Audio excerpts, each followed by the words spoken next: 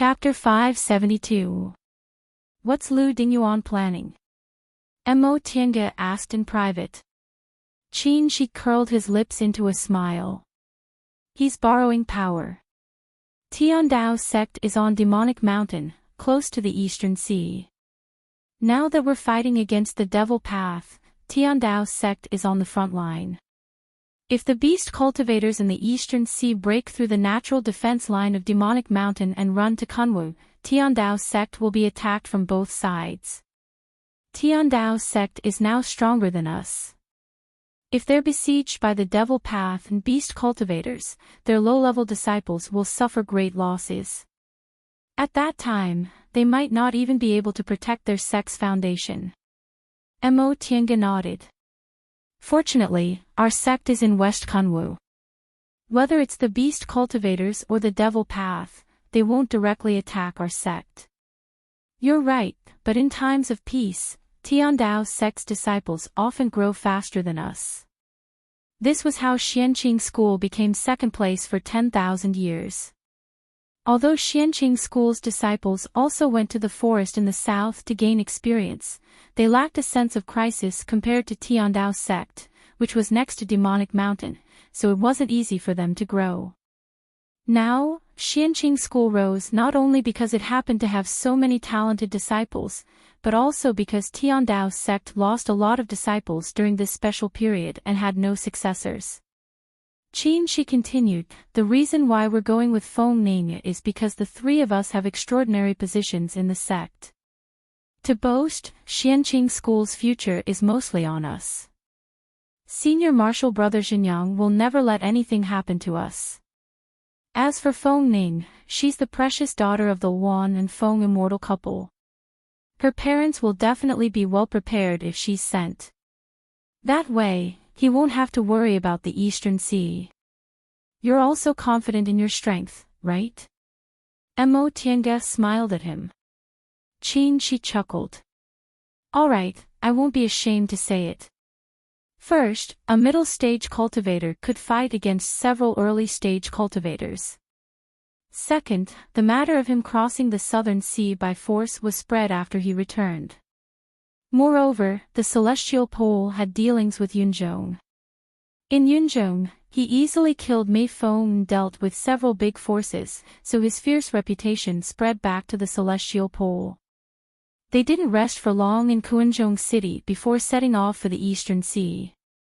Among the 6 core formation cultivators they brought with them, Lord Daoist Jinyang asked Bai Yanfei to go with them. Mo Tiange, on the other hand, took the initiative to ask Guangzhou. This senior martial brother's medical skills were excellent.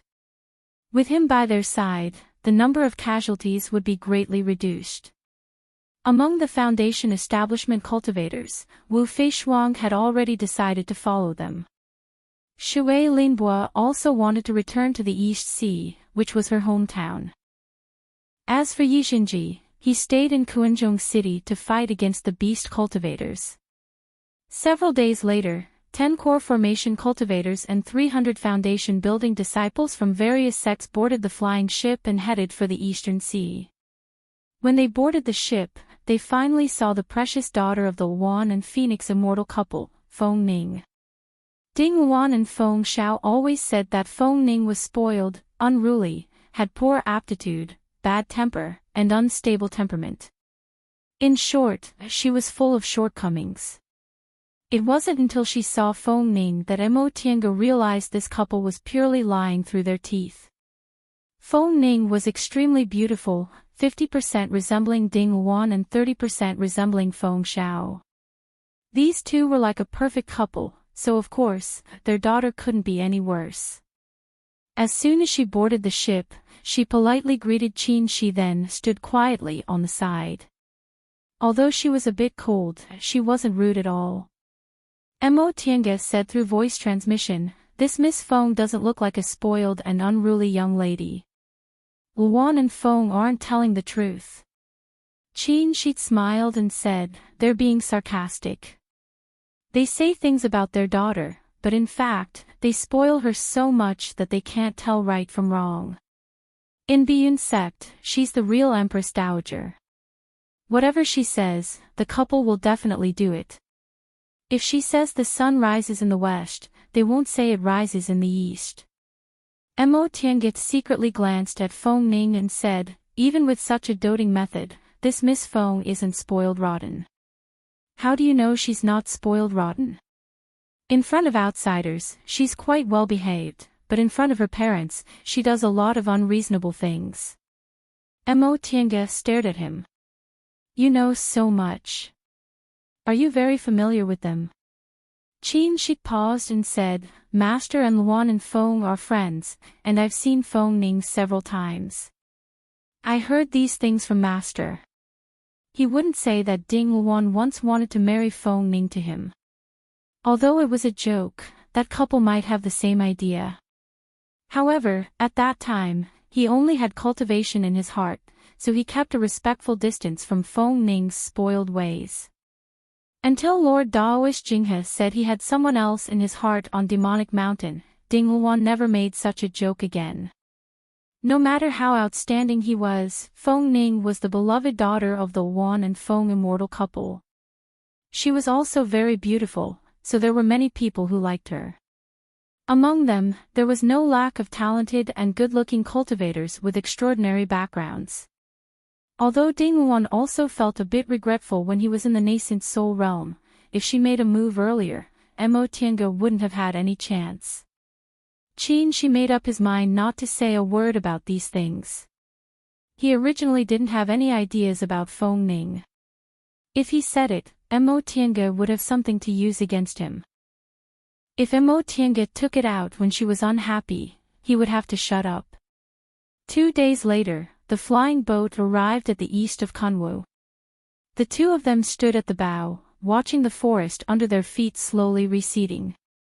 Suddenly, they saw 2 mountain peaks that were side by side. There. Mo Tiange stared at that place with a complicated look.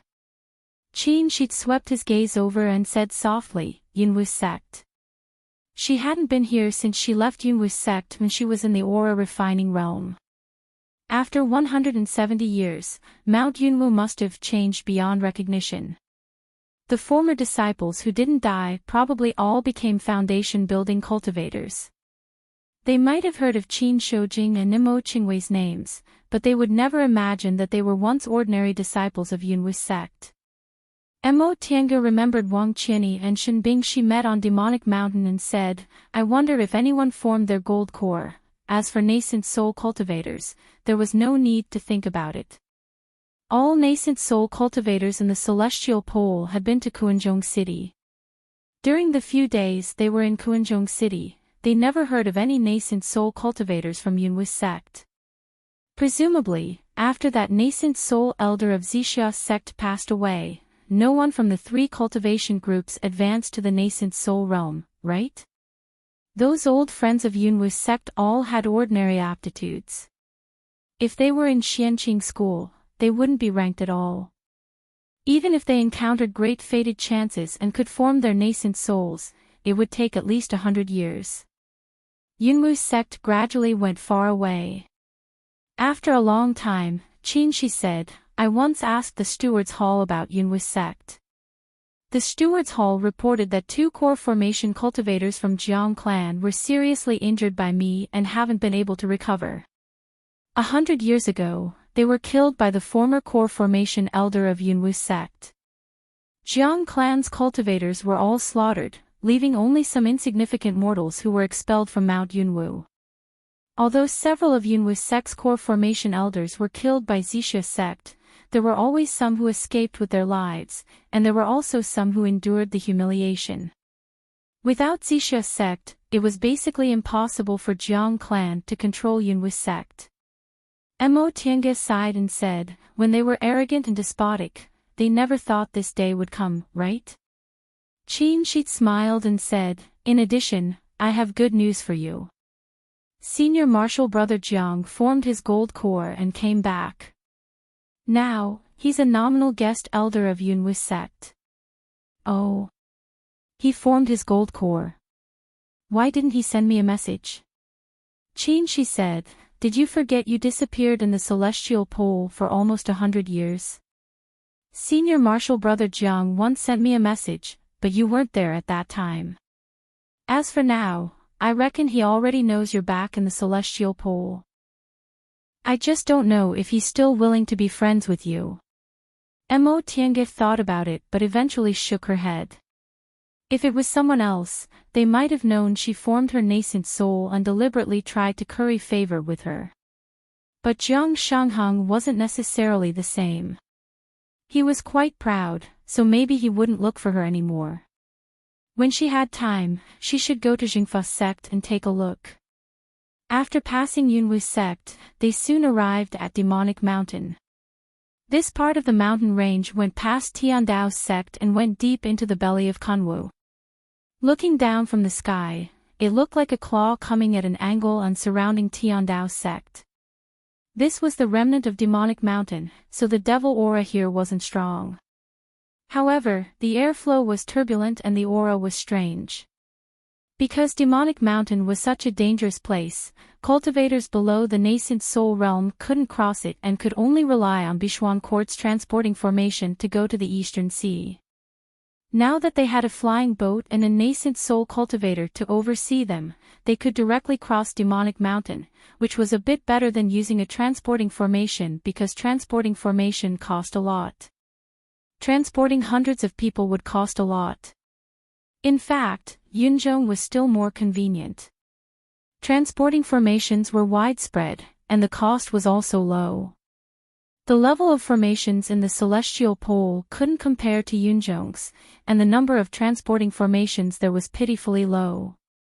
Well, she had Mo Yaoqing's notes, so she also knew about transporting formations in Yunzhong. When would she pass them on to the formation masters in the sect so that the Immortal Alliance could use spirit stones to build a transporting formation in the celestial pole? That would be much more convenient. After entering the boundary of Demonic Mountain, countless devil aura gales rushed towards the treasured ship. She had already activated the treasured ship's defensive formation. With a buzzing sound, a light barrier floated around the treasured ship. The devil aura gales hit the light barrier, but they didn't affect it in the slightest. This flying boat could be considered a top-grade magic weapon. Not only could it carry people, but it also had several formations that could be used for both offense and defense. After spending half a day, the treasure boat finally left the boundary of Demonic Mountain and saw the sea in the distance. Mo Tiange immediately saw Bishuan Court. The Great Protective Formation was still intact, and the sect didn't change much. As for Linhai Town, it had already become a wasteland. What a pity. Mo Tiange thought to herself. Linhai Town was breached, and countless people died under the claws of demonic beasts. The hatred between demonic beasts and humans was monstrous and irreconcilable. After the treasure boat entered the Eastern Sea, a flight light flashed from Bishuan Court and stopped in front of them. She was dressed in red and her phoenix eyes were full of power. She was Tiandao sect's Fairy Fengqing. Fairy Fengqing's temper wasn't good, which could be seen from her face. So it's fellow Daoist Shoujing, fellow Daoist Qingwei. Fairy Fengqing had met them once, so she recognized them. Moreover, she had long received a message from the Immortal Alliance. Mo Tiange greeted Qin Shi. Fellow Daoist Fengqing. Feng Ning also came out and greeted them faintly. Fellow Daoist Fengqing. Upon seeing Mo Tiange and Qin Shi, Fairy Fengqing's expression was already a bit unsightly. When she saw Feng Ning, her expression became even more unsightly. She didn't like Mo Tiange and Qin Shi because of Xianqing School. If they hadn't advanced to the nascent soul realm one after another, Tiandao sect wouldn't have been robbed of its title as the #1 cultivation group. She didn't like Feng Ning because of a past incident. Fengqing and Feng Ning sounded like sisters. In fact, Fairy Fengqing was from the same generation as Lord Daoist Miaoyi, and she was 400 years older than them. She also didn't have any relationship with the Luan Feng immortal couple from Biyun sect, they only shared the same surname. In the past, before Feng Ning existed, Fairy Feng Qing was also a famous beauty. Many people in Kunwo praised her for having the beauty of a phoenix and called her Phoenix Fairy. Later, the Luan Feng Immortal couple gave birth to Feng Ning. Feng Ning's beauty was also quite famous among the younger generation of disciples. Fairy Feng Qing was already several hundred years old, so she wouldn't be jealous of Feng Ning just because of this. However, there was one time when she heard someone talking about the Phoenix Fairy at a gathering of nascent soul cultivators. She, who had just arrived, thought the person was talking about her, so she said something modest. Unexpectedly, that person said that not long ago, he took a junior to Biyun's sect to see Feng Ning and was shocked by her beauty. He said she was the real Phoenix Fairy with unparalleled beauty. The scene instantly became awkward. Although someone said the two Phoenix Fairies were both extraordinarily beautiful, Fairy Feng Qing had already lost face and couldn't get it back. Fairy Feng Qing wasn't a magnanimous person. She already bore a grudge in her heart. Chapter 573. Although she didn't like it, Fairy Feng Qing still looked calm. Fellow Taoists, are you here to take over Bishuan Court? Mo Tiange frowned slightly. Take over. According to the rules of the Immortal Alliance, Bishuan Court belonged to the Immortal Alliance, but the Alliance wouldn't intervene in the internal affairs of each cultivation group. They were sent here to guard the Eastern Sea to prevent beast cultivators. It had nothing to do with taking over. Fairy Feng Qing really didn't know whether she said the wrong thing or she was used to being arrogant in Tiandao's sect, so she casually said she wanted to take over. Qin, she said, we're ordered by the Immortal Alliance to guard the Eastern Sea and stop the beast cultivators. Fairy Feng Qing nodded. Please come with me. She took the lead and flew towards Bishuan Court. After handing the flying ship to Guangzhou, the three of them followed Fairy Feng Qing and landed outside Bishuan Court's gate. As soon as they landed, a female cultivator came to them. Greetings to seniors and Elder Yi. She said, Elder Yi, to Mo Tiange. Mo Tiange stared at the person in front of her and asked curiously, you know me? This female cultivator looked to be in her 20s and was in the foundation building realm. She wasn't very beautiful, but she had a sharp temperament, so she was obviously a person with a strong character. However, in front of them, she was very respectful and didn't dare to be rude in the slightest. She said, Junior Dreamy, the current sect head of Bishuan Court. I've seen Elder Ye's portrait and heard you were coming, so I recognized you at first sight. Sect head. Mo Tiange narrowed her eyes. What about Wei Haolan? Sect head Wei passed away 10 years ago. Mo Tiange was stunned. Passed away. She remembered that when she first came to Bishuan Court, Wei Haolan was only about 100 years old. Although she was seriously injured and couldn't make a realm breakthrough for the rest of her life, she still had about 200 years to live. Yes, when she first came to Bishuan Court, she was only in her 30s. More than 150 years had passed. If Wei Haolan's luck was bad and her old injuries were aggravated, it wouldn't be strange for her to pass away. Alas, what a pity. If Wei Haolan was still alive, with her nascent soul cultivation methods, she might be able to repair her injuries. Even if she couldn't make a realm breakthrough, she could still live a few more years. Genie then invited them into the sect head's main hall. Mo Tiange didn't ask any more questions. It wouldn't be too late to look for Genie after she was done with her business. Fairy Feng Qing very naturally sat on the host's seat, then took the tea served by the sect head maid of Bishuan Court. Mo Tiange's eyelids twitched a bit, but she concealed it very well. Qin, she merely glanced at the three words, Blue Water Palace, hanging above, a faint smile appearing on the corners of his mouth. As for Feng Ning, she didn't pay any attention to Fairy Feng Qing. She didn't even bat an eyelid. She didn't care about Fairy Feng Qing, but she also didn't take Fairy Feng Qing seriously. Fellow Taoists, please take a seat, Fairy Feng Qing said indifferently. Then we won't stand on ceremony, Qin she also replied faintly. The three of them then sat down together. Using the opportunity of drinking tea, Mo Tiange stealthily shifted her gaze towards Ingenie, who was standing to the side. Ingenie noticed and glanced at Fairy Feng Qing, then gave her a helpless look. Mo Tiange smiled. This Ingenie was really quick-witted. This was the first time they met, and their relationship couldn't be compared to Wei Haolan's. Now that Fairy Feng Qing made such a small gesture, it was as if she shared a little secret that outsiders shouldn't know about, and their relationship suddenly became closer. Since you're here, I'll leave Bichuan Court's matters to you. I'll go back to Tiandao sect tomorrow, Fairy Feng Qing said coldly. She didn't seem to have any intention of telling them in detail. Qin Shi pursed his lips and said, Fellow Taoist Feng Qing, don't you have anything to tell us? No need.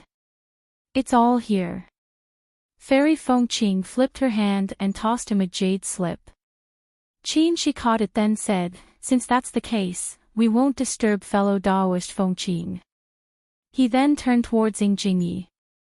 Miss, where shall we rest? Feng Qing was stunned. She didn't expect Qin Shi to be so straightforward. She thought they'd ask her a lot of things. Ingenie immediately understood. She hastily bowed then said, Seniors, please follow me. She then bowed towards Fairy Feng Qing then turned around and led the three of them out of the sect head's main hall, leaving Fairy Feng Qing sitting on the sect head's seat alone with an unhappy expression. Mo Tiange looked around. Bichuan Court's main gate and steps were badly damaged, and there were even dried bloodstains around them.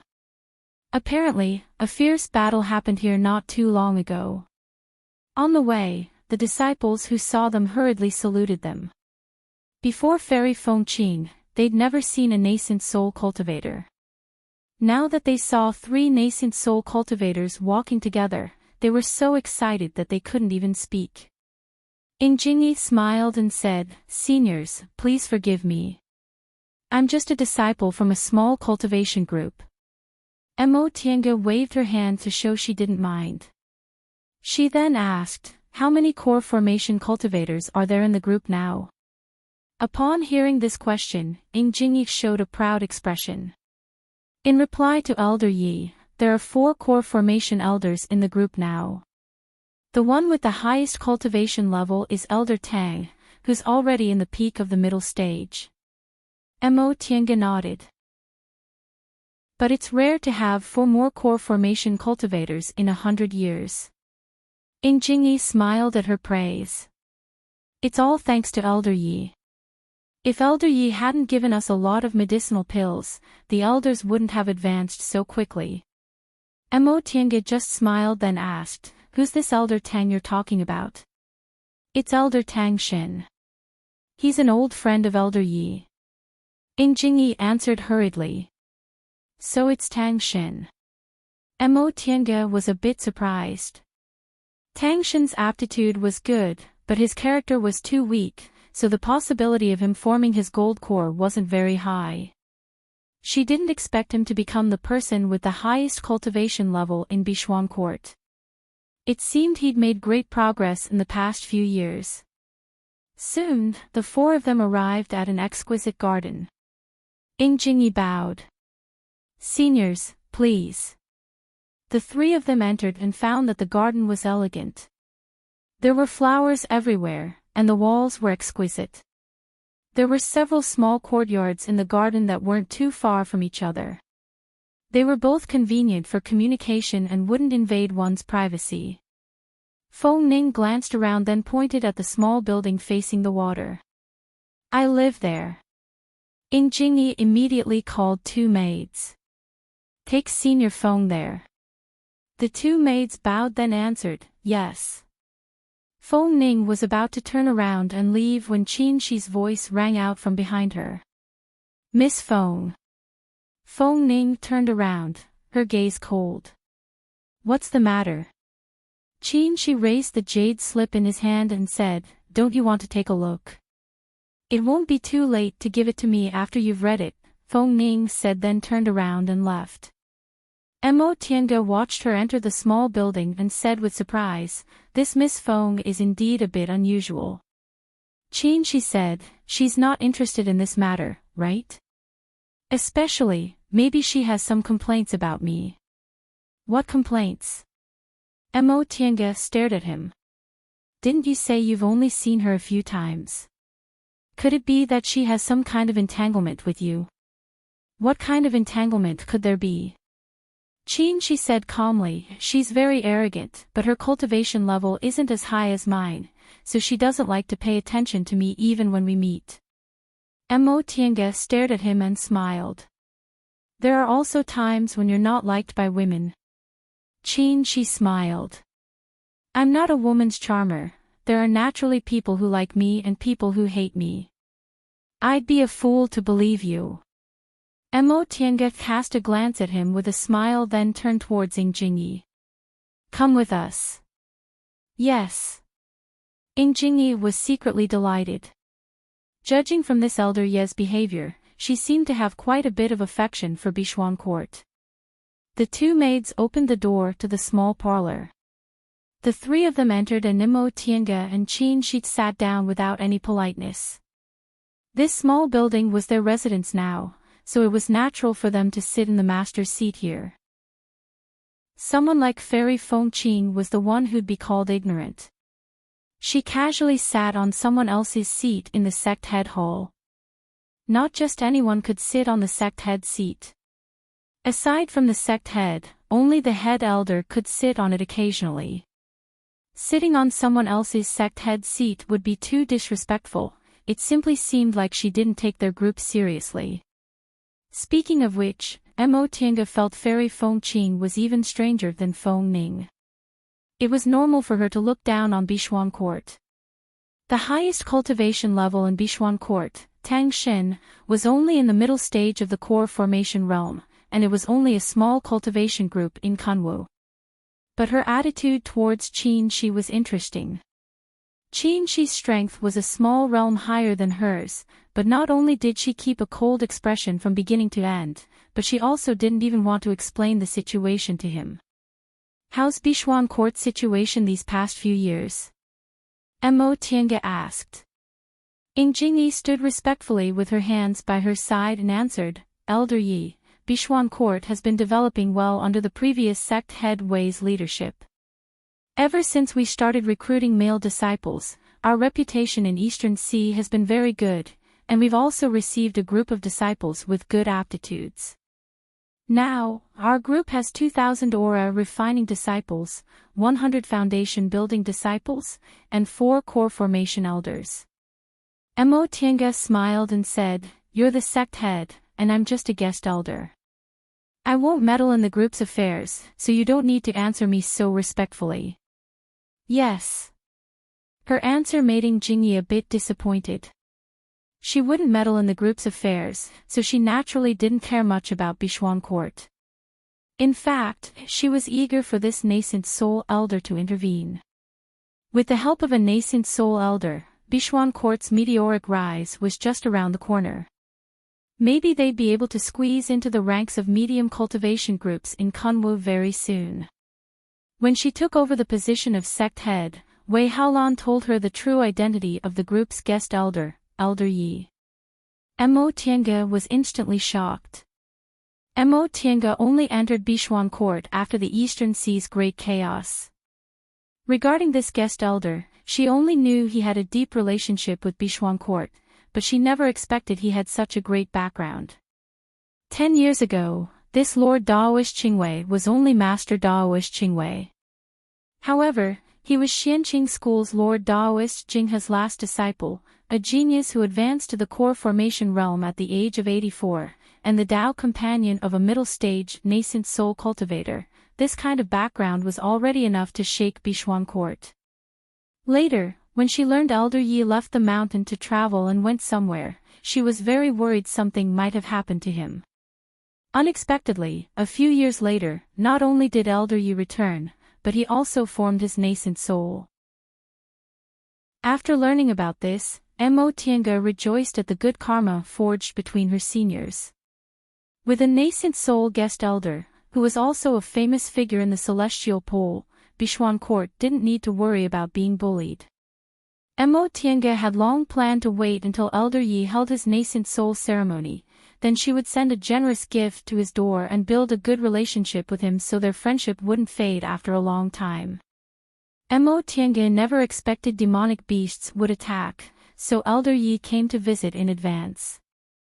How were the losses from this demonic beast attack? Jingyi answered, within the group, the losses weren't too big. However, Linhai town was completely destroyed, and the mortals in the surrounding area suffered heavy casualties. I'm afraid it'll be difficult for us to accept disciples in the future. That's not difficult. Kunwu has a lot of low-level cultivators, so you can go to Kunwu to accept disciples.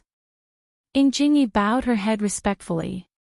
Yes, thank you for your advice, Elder Yi. Mo Tiange couldn't help but smile. How could Jingyi not think of such a simple matter? Mo Tiange's words were flattering her. She couldn't help but think of Wei Haolan. If it was Wei Haolan, the friendship between the two of them wouldn't have to be like this. Alas! Unfortunately, she would never be able to see her again. Chapter 574. After more than 100 years, Tangshan had already formed his gold core and was already in the middle stage of the core formation realm. Xia Qing's aptitude was ordinary and she wasn't very enthusiastic about cultivation. Her cultivation level was still in the late stage of the foundation building realm. However, her pill concocting technique progressed very quickly and she was already a first-rate pill concocting master in the celestial pole. As expected, Wei Haolan's old injury relapsed, which was why her lifespan was greatly reduced. Fortunately, she was prepared for this long ago. She chose Genie from her many disciples and trained him as her successor. Mo Tiange heaved a sigh. Who would have thought that would be the last time he saw Wei Haolan? Genie said, all the core formation elders in the school are busy, they didn't have time to come back. In a while, Elder Tang will request to see you. Mo Tiange nodded then asked, is there anyone to receive the cultivators we brought?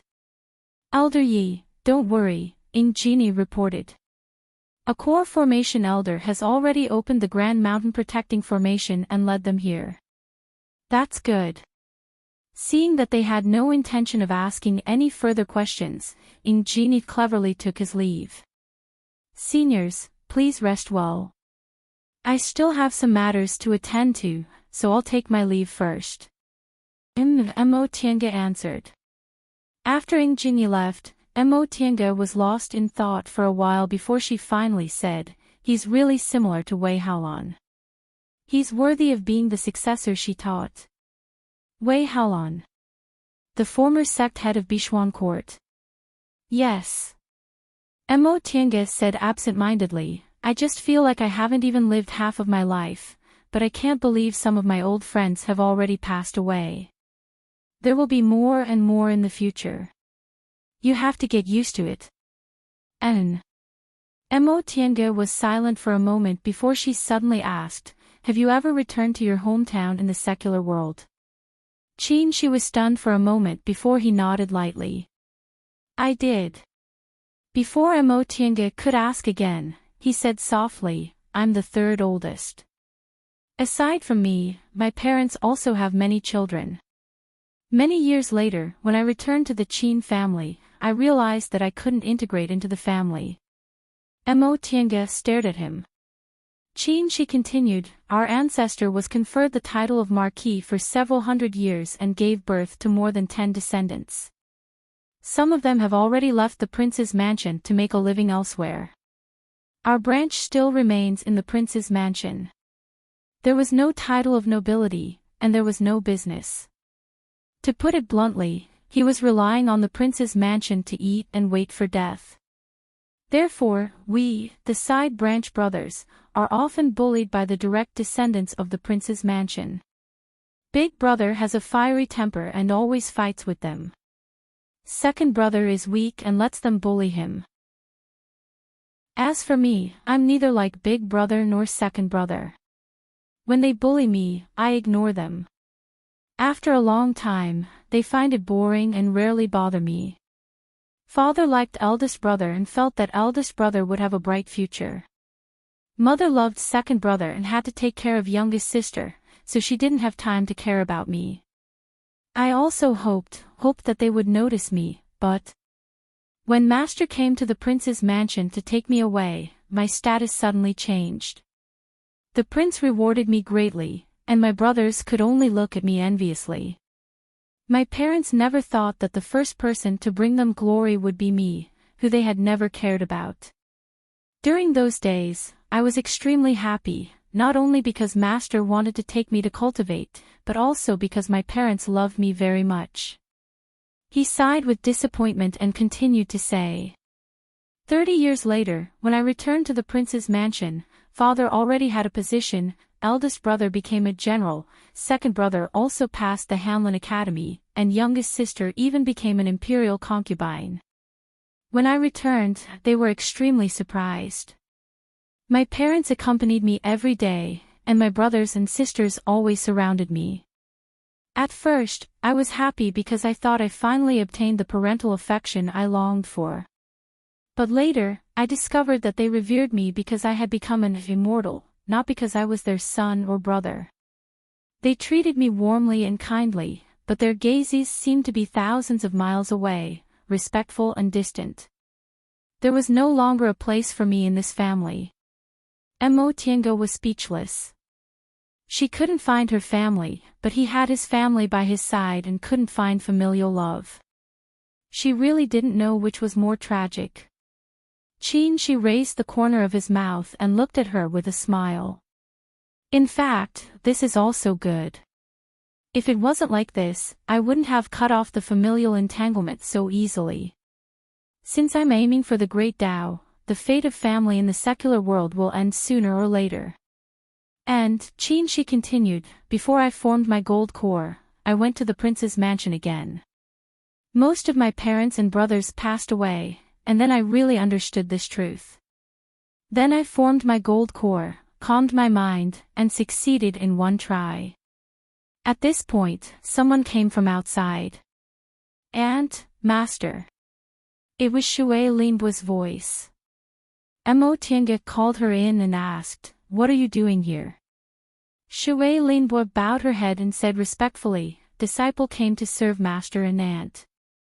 Shi smiled and said, "This isn't a sect, so you don't need to take care of the cave. Just go and practice." This.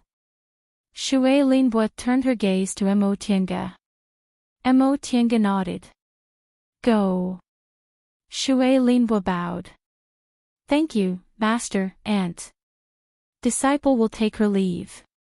After she left, Tiange said, Linbua doesn't seem to regard herself as our disciple. She smiled. Isn't that good? It means she's not a greedy person. Tiange sighed and didn't speak anymore. She took out the jade slip Fairy Feng Qing gave him and read its contents. Although her attitude wasn't good, the jade slip still recorded everything in detail, including the location of the demon city, the distribution and strength of the beast cultivators. Just as he finished reading, someone else came from outside. It was Kuang Zhu. The Daoist robes of Xianqing school had different flavors on different people. She was proud and aloof, Bai Yanfei was handsome, and Kuang Zhu was elegant. This head disciple of Soul's Retreat Peak was said to be the most popular foundation-building male disciple in the sect. After he formed his gold core, he became even more handsome. After he came in, he cupped his hands and saluted in a neither servile nor overbearing manner. Martial uncles. She asked, "What's the matter?" The disciples have settled down, so I came to report to martial uncles. Is there any problem? Kuang Zhu shook his head.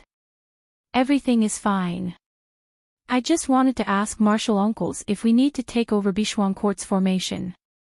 They guarded the sect, so the formation was the most important thing, so they naturally had to hold it in their hands. Besides, Guangzhou didn't believe such a small cultivation group could have any profound formations. The sooner they took over, the better it would be for them to improve.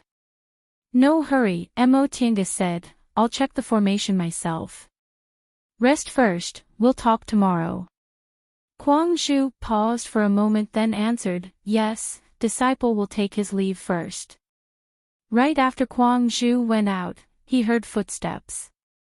Four core formation cultivators entered the courtyard and walked towards them. The two sides met and examined each other. The four people saw his clothes and asked, are you a fellow Daoist from Xianqing school? I am. Guangzhou cupped his hands towards them. The person in the lead was a handsome young man with a fair complexion. When he spoke, his face was slightly red like a woman's. He returned the greeting and said, I'm Bixuan Court's Tang Shen. I hope fellow Daoist can forgive me for my poor hospitality during this critical time. Guangzhou answered faintly, I wouldn't dare, but he didn't seem to have any intention of saying his name. The four people immediately knew he didn't want to be friends with them. Tang Shen said, we still have to see the two seniors. Goodbye. Guangzhou stepped aside. As you wish, fellow Daoist. Tang Shen and the others walked to the small parlor and shouted, Junior Bixuan Court cultivators requests to see the two seniors. A moment later, a voice came from inside the parlor. Come in. The four people entered and respectfully saluted. Greetings to the two seniors. Mo Tiange saw that the person in the lead was indeed Tang Shen, so she was very happy. Tang Shen's aptitude wasn't bad, so it was very rare for him to be able to break through to the core formation realm. He might even be able to form his nascent soul in the future, so Bixuan Court could prosper again. No need to be so polite. Mo Tiange saw Tang Shen looking up at her with a smile, so she also smiled and said, Elder Tang, long time no see. Tang Shen's face was slightly red, but his expression was calm. Yes, it's been almost 100 years. It's really good to see Elder Yi again. He then looked at Qin Shi. When he came, he knew Xianqing School's Lord Daoist Shoujing also came, so he was very curious about what Elder Ye's husband looked like. Now that he saw Qin Shi, he thought in his heart, with such an outstanding demeanor, it's no wonder Elder Yi fell in love with him. Qin Shi smiled at him, but he was a bit puzzled. Why did this person's face look so familiar? He looked at him for a while then asked directly, Elder Tang, why do I think you look so familiar? Have we met before? Tang Shen was stunned for a moment, then he stared at him carefully. He also felt he looked familiar. Strange, this Lord Daoist Shoujing shouldn't have been to the Eastern Sea, and he only went to Kanwa once.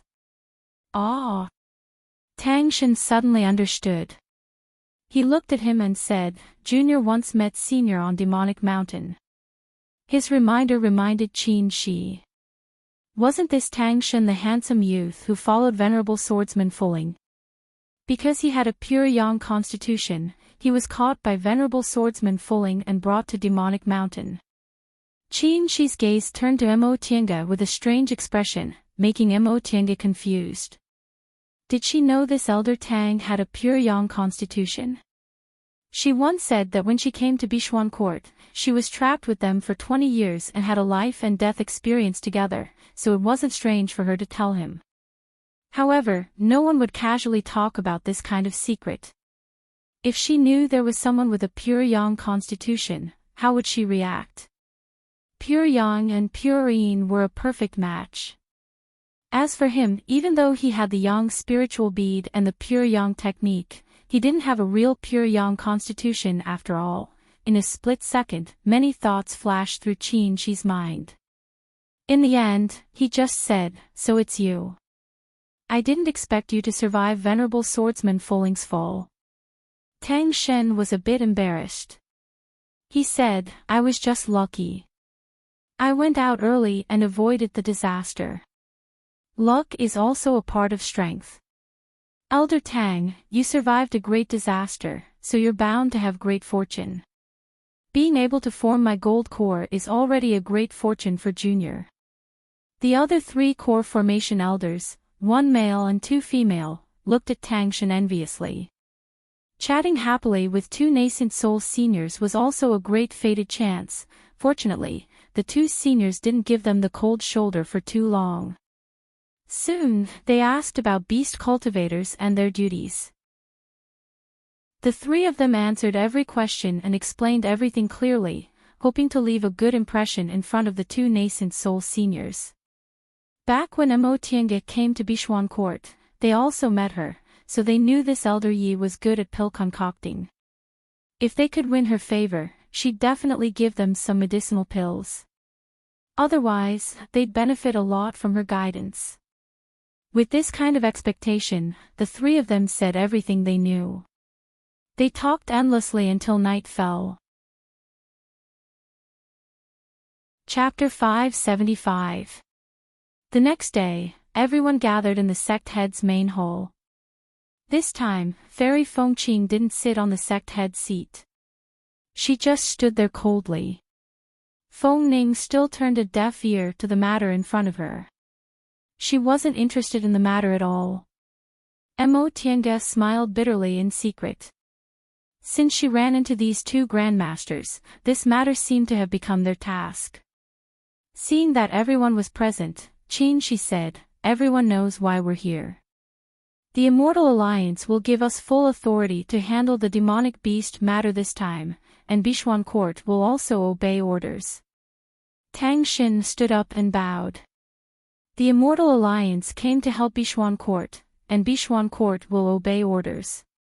Qin she nodded, then looked at the Bishuan Court elders and said, good.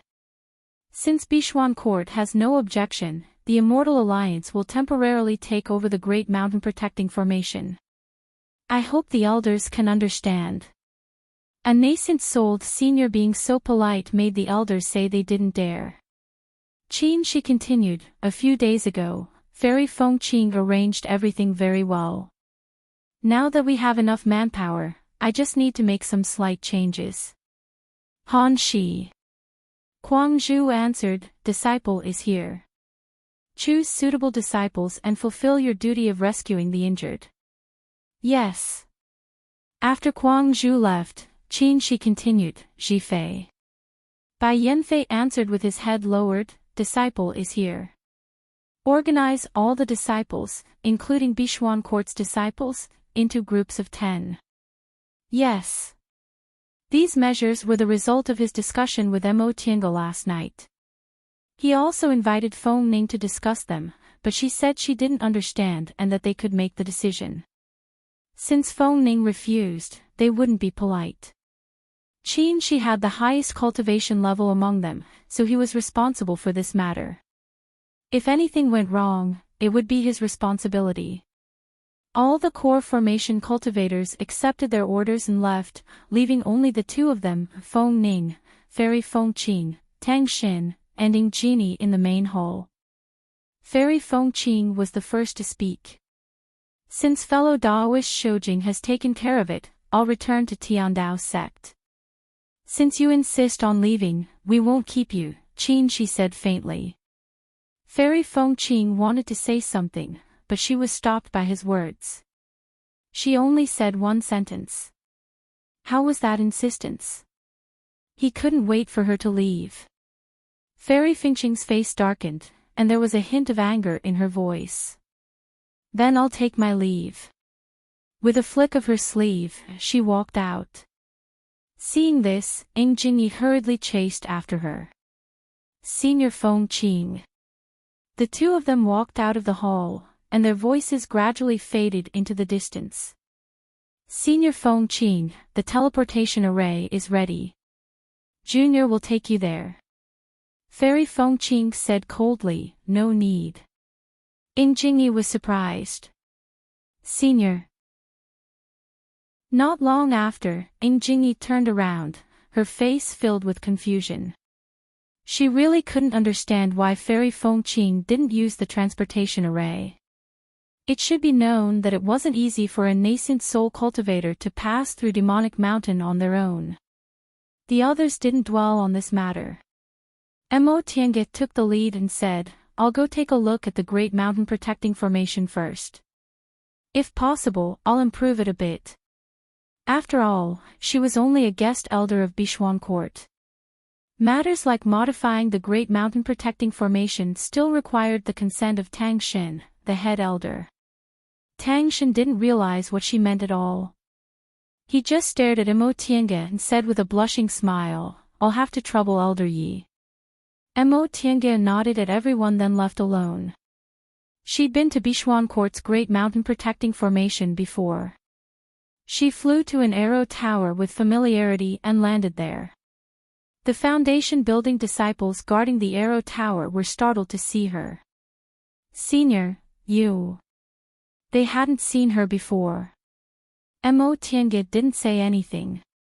She just took out an identity tablet from her Qiankuan ring and waved it in front of them. The two foundation building disciples were extremely surprised. Guest elder.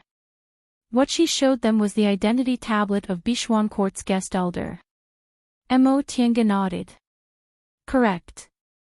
I'll take over the formation here for the time being." The two disciples hastily stepped aside and said respectfully, "Yes." Not to mention the identity tablet of the guest elder in her hand, they couldn't see through her cultivation level, so how could they dare to stop her? When Mo Tiange entered, the disciples on duty hastily stepped aside. They all heard the conversation she had with the disciples guarding the door just now. Mo Tiange had seen Bixuan Court's Great Mountain Protecting Formation before, so she could see through the formation's key points with just a cursory glance. This formation was laid by Mo Yaoqing. Mo Yaoqing could be considered a top-notch formation master. This Great Mountain Protecting Formation wasn't inferior to that of a medium-sized cultivation group in Kunwu.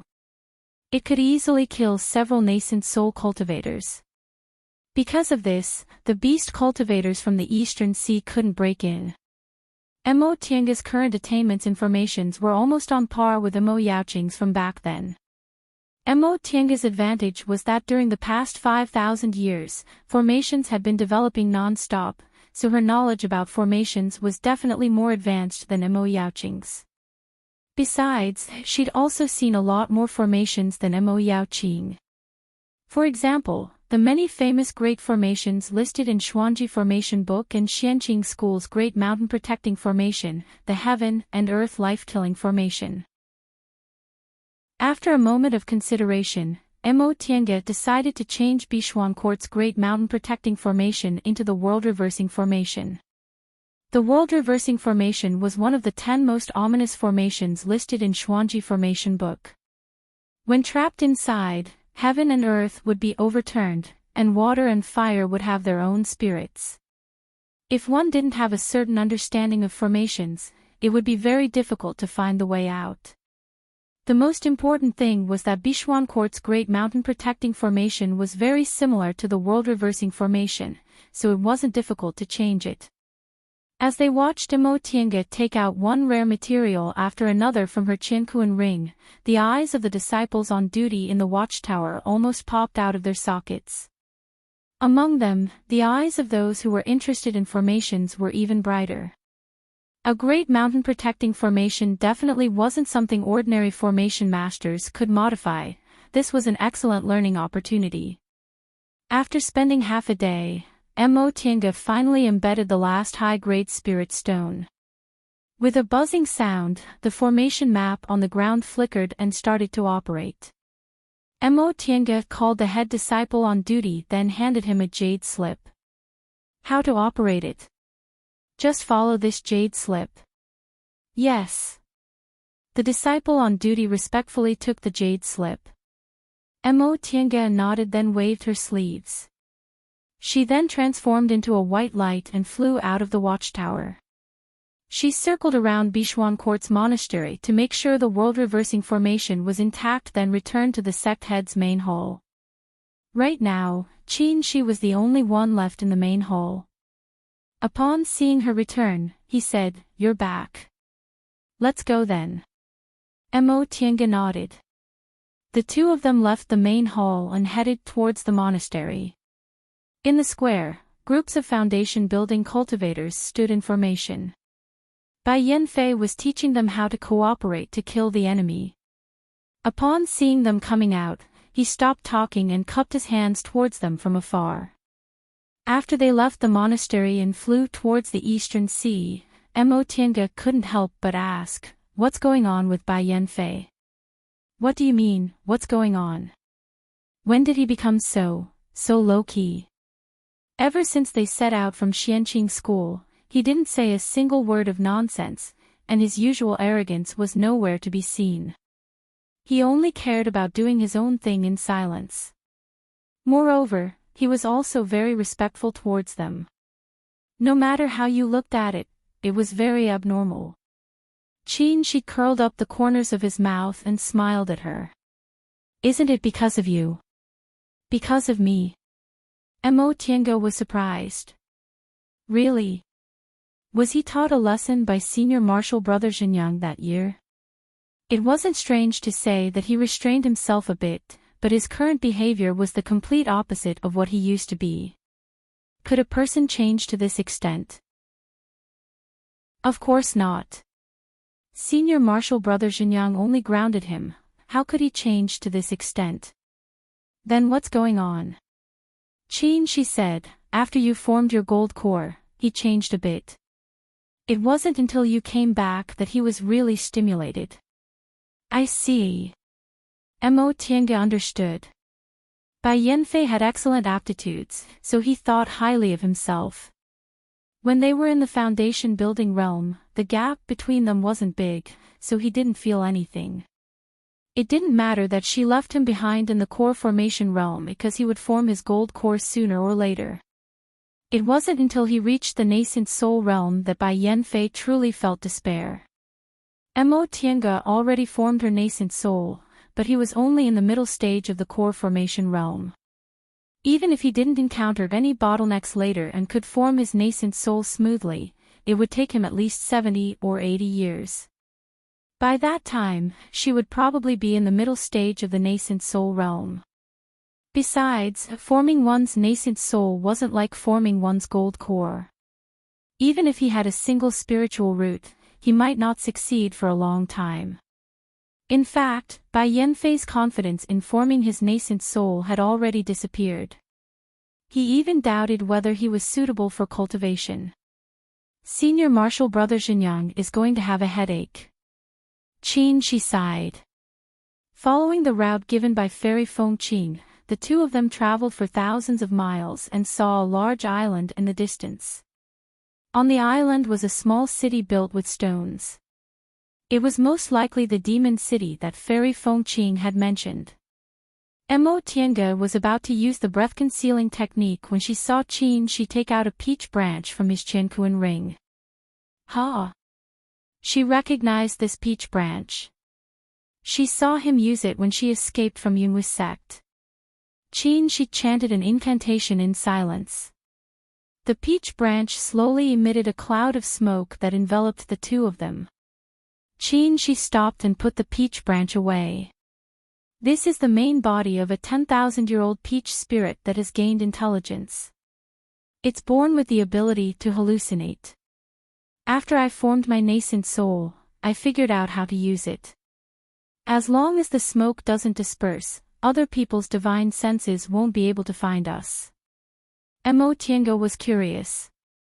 Won't it wither? The green leaves on the peach branch seemed to have just sprouted, and the stamens were still dripping with dew. No one would doubt it if they said it was just plucked from the peach branch. Qin smiled and said, "This peach tree has already gained intelligence. It can absorb spiritual aura on its own, so it doesn't need soil." He paused for a moment then said, "Let's go." Mo Tiange nodded. Under the cover of the peach branch's smoke, the two of them flew towards Demon City. The two of them stopped when they were about 2 to 3 miles away from Demon City. This distance was enough for them to investigate. If they got any closer, they could be seen with their eyes. This demon city was very simple and crude.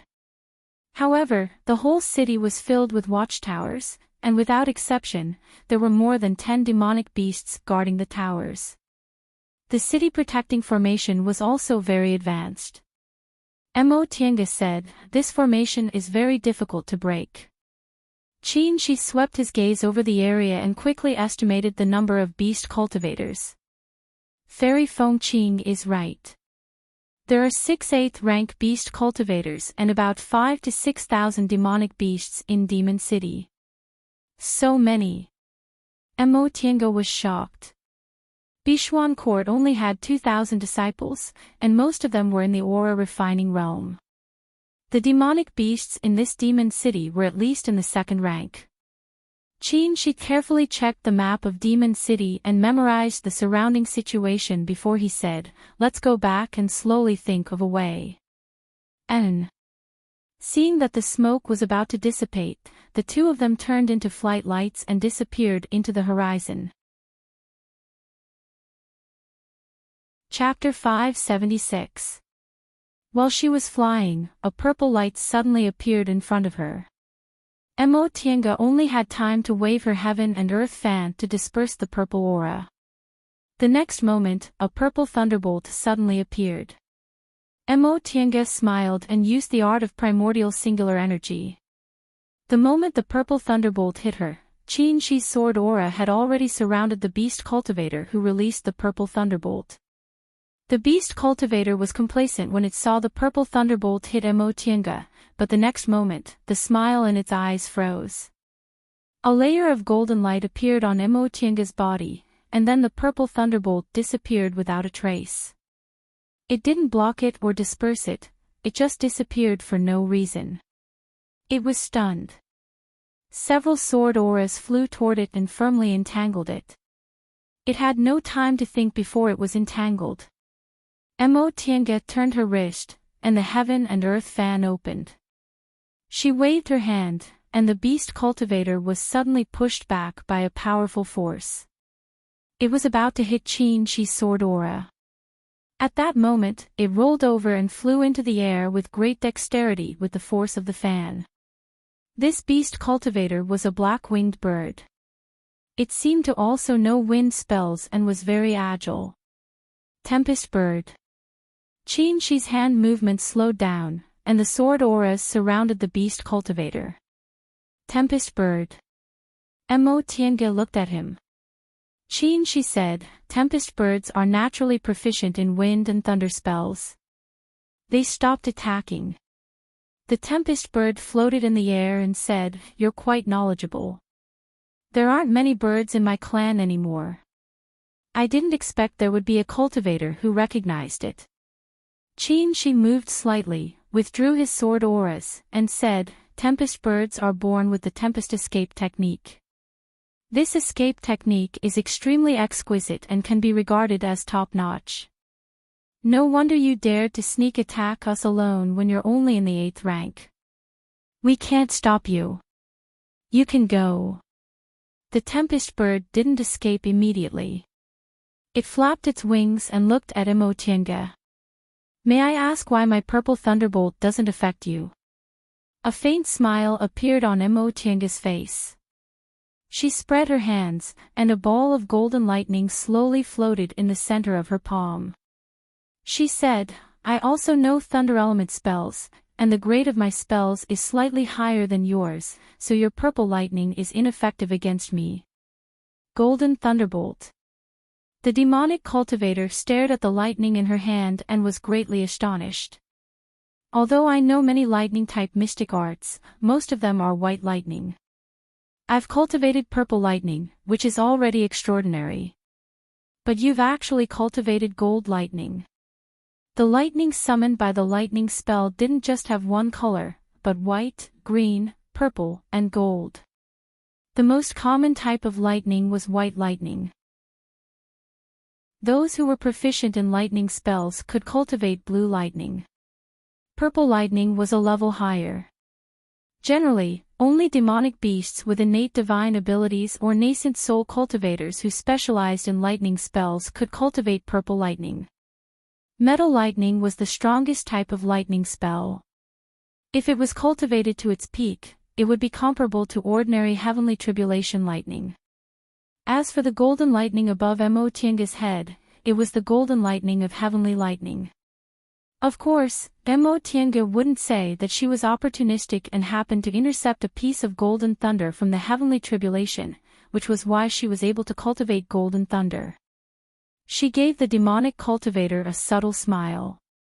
The demonic cultivator didn't dare to act rashly. Originally, it relied on its top-notch escaping technique, the wind and thunder escape, to launch a sneak attack alone. If its attack missed, it could escape in an instant. But now, it knew these two people had extraordinary strength. If it still didn't know how to deal with them, it might die here before it could even use the wind and thunder escape. After thinking for a while, it was just about to say something like, "See you later," and escape, but it suddenly turned its head and looked in the direction of the demon city. Several flight lights emerged from the demon city and flew towards them. The demonic cultivator was delighted. Without saying a word, it used the wind and thunder escape in a flash and flew 1,000 feet away from them. For nascent soul cultivators, this distance wasn't safe, but if it was too far away, it would be worried that they would disappear without a trace. The two of them also noticed the movements in the demon city. "Qin," she said in a low voice, "let's go." Without hesitation, the two of them turned into flight lights and flew towards Linhai. When they came out, they didn't plan to solve this problem directly. Otherwise, wouldn't the Immortal Alliance benefit? The two of them ran, and the 6 demons chased after them. Soon, they reached the shore of the East Sea. The 6 demons were still chasing them. Mo Tienga looked at Bichuan Court and the individual cultivators who hadn't taken refuge in Bichuan Court yet. She said, "We can't run anymore." "Qin," she nodded. The two of them stopped and turned around to wait for the demons to catch up. At that moment, a flight light also rose from Bichuan Court and flew towards them slowly. When the beast cultivator stood in front of them, the flight light from Bichuan Court also stopped beside Mo Tienga. This person was naturally Feng Ning. Her beautiful eyes swept over the two of them. Feng Ning raised the corners of her mouth and showed a smile for the first time. "You two are really amazing. You just went out for a walk, but you already attracted the attack of beast cultivators." She was obviously mocking them for causing trouble. Mo Tienga put on a fake smile. "How could I compare to Miss Feng? You're sitting upright in Bichuan Court. You have a good bearing and you're also very leisurely." Feng Ning's smile disappeared and she glared at her. Mo Tienga also glared back without any trace of politeness. Ding Wan and Feng Xiao were elders, so she treated them respectfully, but Feng Ning wasn't an exception. Qin, she glanced at them, then his gaze fell on the beast cultivators. 3 against 6. He was in the middle stage of the nascent soul realm, and these beast cultivators were all in the 8th rank, none of them were in the 9th rank. "Fellow cultivators, why did you chase me here?" His calm expression made the 6 beast cultivators a bit hesitant. After all, Qin Shi's cultivation level was higher than theirs. Nevertheless, they soon calmed down. Although there were middle-stage, nascent soul cultivators among them, they still weren't afraid. They were already beast cultivators, not low-level demonic beasts. After they gained spiritual intelligence, the gap between them and human cultivators was so small that it was negligible. A soft snort came from among the beast cultivators.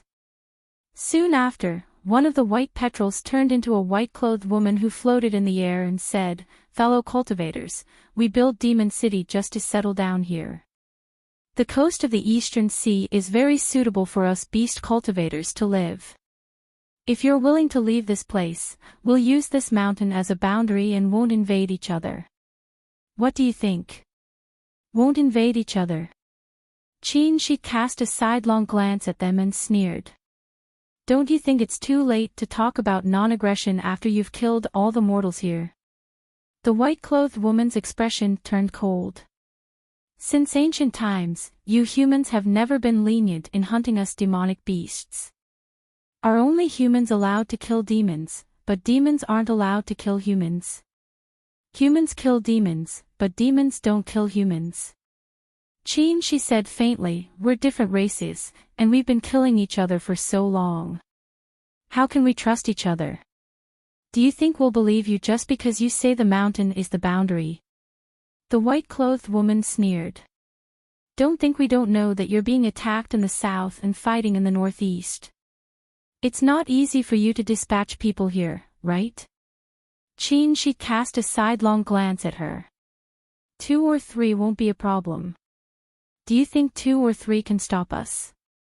The white-clothed woman's expression darkened. We're here to spearhead the attack, and there are still many beast cultivators behind us. How can you stop them with just you? Our Heavenly Limits Immortal Alliance isn't just composed of the 3 of us. The 2 sides exchanged a few words, and the negotiation soon broke down. The white-clothed woman's expression turned cold, and she no longer spoke.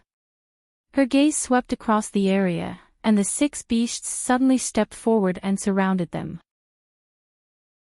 In an instant, Shi's sword formation was spread out.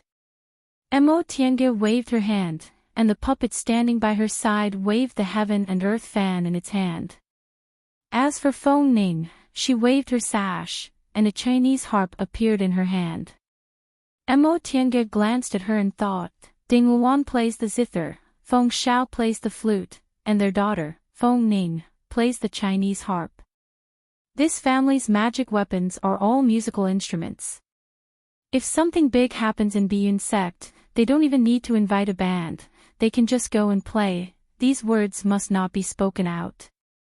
Otherwise, Feng Ning would definitely disregard the demon cultivator and directly fight with her. The 6 beast cultivators stood far away or close to each other. Tiange's expression turned serious when she saw them. This is the 6 Directions Primordial Seizing Formation. No wonder none of these beast cultivators are in the 9th rank, but they're still chasing us without fear. Senior Marshal Brother, attack that woman first, then wait for an opportunity to kill that tempest bird, Tiange said in a low voice. She nodded slightly. She then glanced at Feng Ning and also said, Miss Feng, kill that woman. Feng Ning also noticed something was wrong. She didn't know much about formations, but seeing Tiange's confident look, she didn't say anything to object. As soon as she finished speaking, the 6 beast cultivators moved. Tiange couldn't see it before, but now that the 6 beast cultivators moved together, she realized the 6 beast cultivators had all 5 elements except for the tempest bird. The puppet raised the Fuxing sword and slashed a sword light at the beast cultivator with the wood element. That wood demon didn't care about it and kept moving forward. A golden aura came out from the side and blocked the Fuxing sword. Feng Ning flicked her fingers repeatedly, and the sound of the Chinese harp rang out. The fierce sound of killing rushed towards Bai Yan. Qin Shi spread his sword formation, which spread out a vast sea of fire and swept towards Bai Yan. Bai Yan was making hand seals, and a faintly discernible aura of the earth element firmly bound the 6 beast cultivators together. The drifting spiritual aura converged into a pure primordial aura.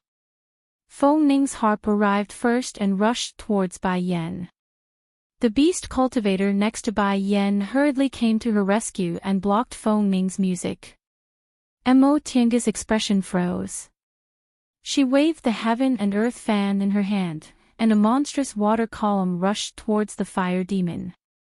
At the same time, the puppet raised the Fuxing sword and slashed down hard, hitting the wood demon's branch, blocking its way. The branch was cut in 2. The pure primordial aura rushed towards the wood demon, and the broken part quickly regained its vitality. Qin Shi's sword aura swept towards the water demon. The water demon hurriedly swung its tail, and a stream of water suddenly rose from the sea, forming a wall to block the sword aura. Feng Ning wasn't affected at all. The harp clanged, and the music attacked Bai Yan again. One person was the main attacker, while the other two restrained the wood demon. For a while, the two sides were fighting. Qin Shi's cultivation level was higher than theirs, so it wouldn't be a problem for the three of them to work together to deal with the 6 beast cultivators. However, these 6 beast cultivators actually formed a 6 directions formation, helping each other and attacking together. The gathered primordial aura constantly made up for their injuries, so they fought to a draw. While they were in a stalemate, Mo Tiange winked. The sword aura in Qin Shi's hand suddenly turned and swept towards the tempest bird that was condensing lightning. The tempest bird was terrified. It thought the three of them could see that Bai Yan was the formation eye of their 6 directions formation, so they would definitely attack Bai Yan with all their strength. It didn't expect them to actually see that it was the main attacker that could kill with one strike. The sword light as fast as lightning was about to hit it head-on. It didn't have time to think, so it waved its hand, and lightning surrounded itself tightly. However, in the next moment, it still let out a blood-curdling scream.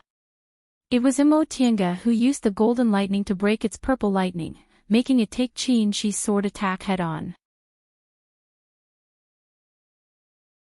Chapter 577. The 3 Yang real fire sword light cut through the wind thunderbird's black wings. Blood splashed everywhere, dyeing the sea red. The wind thunderbird screamed and fell from the sky. The other 5 beast cultivators looked at each other and signaled each other with their eyes. Water and wood rushed down to catch the wind thunderbird, while metal, fire, and earth attacked Feng Ning at the same time. They wanted to besiege Wei to rescue Feng Ning, but Mo Tiange and Qin Shi didn't even look at them. The vermilion bird's flame spread and attacked the water and wood monsters. Mo Tiange waved her heaven and earth fan, and mist gushed out of the fan and rolled toward the wind thunderbird. The water monster opened its mouth and spat out a monstrous wave toward the vermilion bird's flame.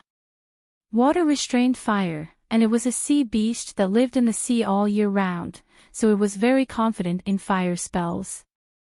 Unexpectedly, the flame in front of it was no ordinary fire. It instantly roasted the huge wave into water vapor and still rushed toward the 2 monsters. The 2 monsters were shocked.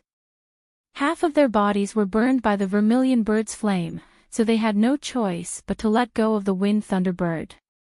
Qin Shi shot a sword aura straight through the wind thunderbird's chest. Without its wings, the wind thunderbird could no longer use the wind and thunder escape, so it could only take the attack. The mist flying out of the heaven and earth fan turned into thin threads, rolling the wind thunderbird firmly and pulling it over. On the other side, Feng Ning blocked the attack, but she didn't have enough strength and was hit by the fire monster's remaining power. Metal, fire, and earth saw the tide wind thunderbird and the defeated water and wood monsters.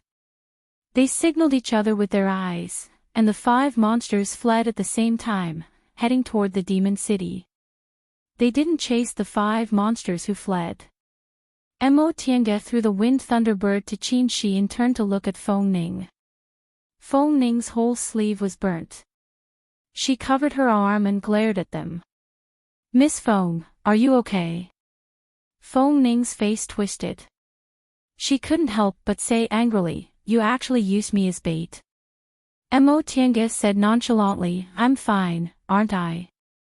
"Of course you're fine."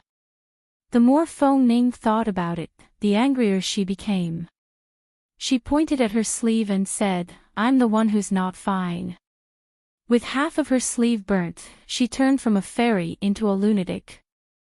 Mo Tiange looked at her and smiled, showing her shining teeth. "What's wrong with such a small injury? Of course you will get hurt in a fight.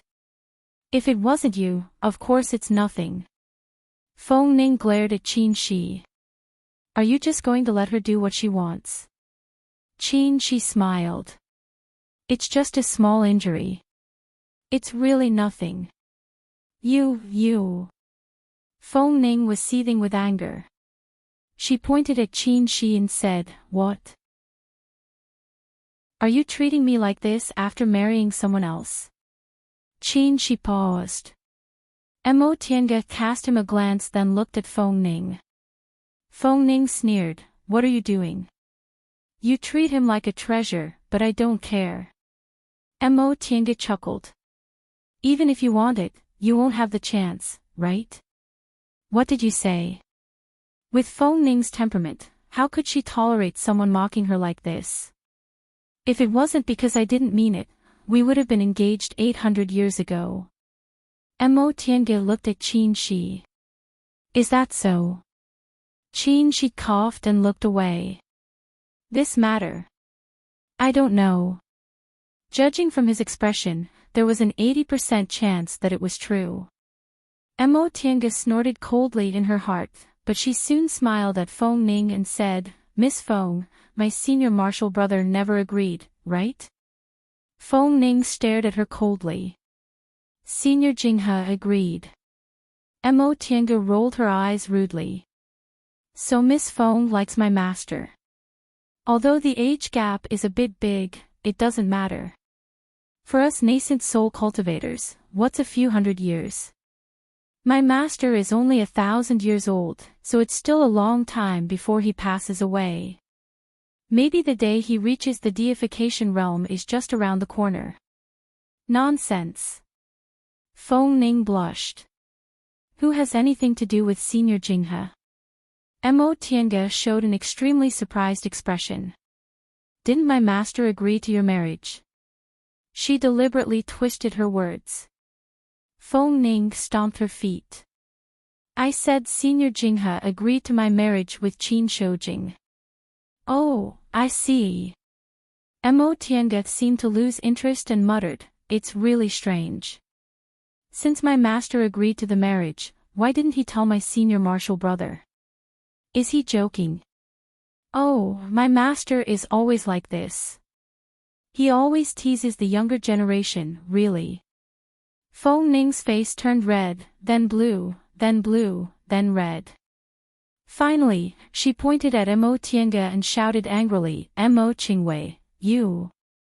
Why are you angry, Miss Feng?" Mo Tiange approached her. "It's easy to get old if you're always angry. Miss Feng is so beautiful, wouldn't it be a pity for you to get old?" Cough. Qin Shi pulled her back. "Don't make trouble. Miss Feng is injured. Let's go back and heal first." Mo Tiange turned her head. Her gaze could kill people, and she said word by word, "What did you say?" "I didn't say anything." Mo Tiange nodded with satisfaction. She then turned her head and said to Feng Ning with a very kind smile, "Miss Feng, instead of being angry here, why don't you go back and change your clothes? If seniors Luan and Feng see you like this, they'll feel sorry for you." Feng Ning stared at her while gnashing her teeth. In the end, she flung her intact sleeve, turned into a flight light, and flew towards Bishuan Court. Mo Tiange didn't stop smiling until Feng Ning's figure disappeared and turned to look at Qin Shi. Qin Shi braced himself and said, "Master did say that, but I was immersed in cultivation at that time and didn't respond." Mo Tiange closed the heaven and earth fan and crossed her arms. "So, she likes you. How could that be?" Qin Shi said, "There are many people who fawn over her. I've only seen her a few times, and we haven't talked much. That's hard to say." Mo Tiange said, "Back then, didn't senior martial sister Wei also?" Thinking of Wei Jiaxi and her bleak ending, she couldn't help but fall silent. Qin Shi explained again, "Don't be suspicious." Feng Ning was just indignant. Since she was born, Wan and Feng have always doted on her. Plus, she's beautiful, so everyone treats her with respect, so... Mo Tiange didn't say anything more and just said, "Let's go back." She then rode the flight light and flew back to Bishuan Court. Qin Shi, carrying the Tempest Bird, was stunned for a long time. In the end, he shook his head and followed her. When he returned to the main hall, Tiange was already sitting on the side, enjoying Bichuan Court's top-grade spiritual tea. When she saw him coming in, she turned her head and ignored him. Qin Shi threw the Tempest Bird to the side and sat down. Where did you come from, beast cultivators? After being stabbed twice, the Tempest Bird was already on the verge of death. It opened its eyes then closed them again. Not going to talk. A sneer appeared on Qin Shi's face. If you don't want to be turned into a refined corpse, you'd better tell me honestly. The Tempest Bird said in a hoarse voice, no need, I'll kill myself. Right after it said that, the beast core inside its body slowly lit up. Upon seeing this, the two of them turned pale with fright. Qin Shi hastily summoned his sword light and without saying anything, he ruthlessly stabbed the Tempest Bird's beast core. Tiange took out her white silk handkerchief, which turned into a white cloth several dozen feet in size and covered the Tempest Bird. ***** A loud boom. The cultivators in the square who were being tortured by Bai Yanfei turned their heads and saw that the main hall of Bichuan Court's main hall was shaking. Cough. Tiange waved her hand, brushing away the dust in front of her. She muttered, how cunning. Turns out he's long prepared to explode his beast core. Whether it was the explosion of a cultivator's gold core or nascent soul, or the explosion of a beast cultivator's beast core, they weren't things that could be completed in a single breath. However, if the beast core exploded, it would be dangerous. In the end, the Tempest Bird's beast core exploded. Fortunately, the two of them reacted quickly. Before the beast core completely exploded, the Tempest Bird was killed by Qin Shi with a single sword strike. The remaining power was also blocked by the white silk handkerchief. Only a few chairs were damaged in the entire main hall. Tiange picked up the white silk handkerchief with 18 holes inside. This defensive magic weapon given to her by her great ancestor was broken in the end. It was so broken that she couldn't repair it even if she wanted to. Qin Shi, on the other hand, looked at the Tempest Bird that had exploded into a pile of rotten flesh with pity. The body of an 8th-rank demonic beast was full of treasures. If he could concoct an 8th-rank beast core into medicinal pills and take it, his cultivation level would definitely soar. Jingyi hurried over. As soon as she entered the main hall, she was startled. Seniors, this is, clean it up. Qin Shi said. Yes. Jingyi summoned 2 part-time disciples. Ha! A chuckle came from the door. Feng Ning, who had changed her clothes, leaned against the door and looked at them mockingly. The two of you are really at ease. Although she wasn't hit by the explosion, she was covered in powder. No matter how you looked at it, she was in a sorry state. Tiange waved her sleeves and cast a simple spell, removing all the powder from her body. She looked at Feng Ning with a sincere smile. Miss Feng, why didn't you stay in the small courtyard to recuperate? Your injuries just now weren't light, right? Feng Ning's expression changed as if she was poked in her sore spot. Her injuries were indeed not light. Her whole arm was invaded by the fire aura, and it would take a long time to completely remove the fire aura. She said with a calm expression, I still have to thank you. If it weren't for you, how could I have been injured? Tiange smiled. Miss Feng is really noble.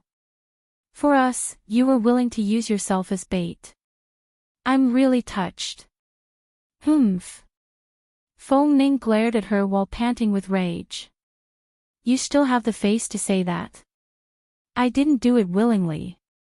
Her gaze swept over Qin Shi, making her even angrier. Men. Humph. Sure enough, you're a thing that forgets your friends for love. Her words were a bit harsh. Qin Shi looked up with a sharp gaze. Miss Feng, if it weren't for that, it wouldn't have been easy for us to repel those beast cultivators. Seeing his expression, Feng Ning knew she said something wrong, but she didn't want to admit defeat. She argued, your cultivation level is the highest. Isn't it safer for you to contain those beast cultivators? Qin, she said faintly, first of all, we have a tacit understanding of each other. Second, Miss Feng lacks the means to kill them in one blow.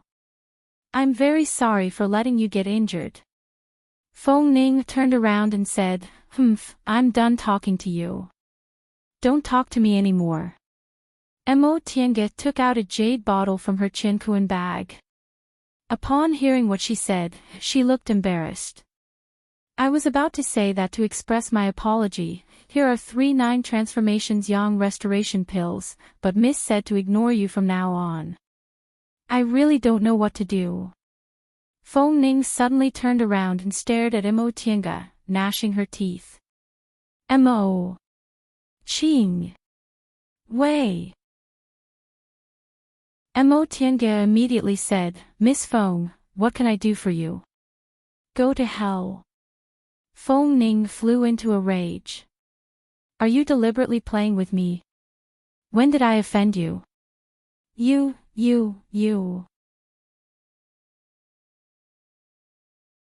Chapter 578.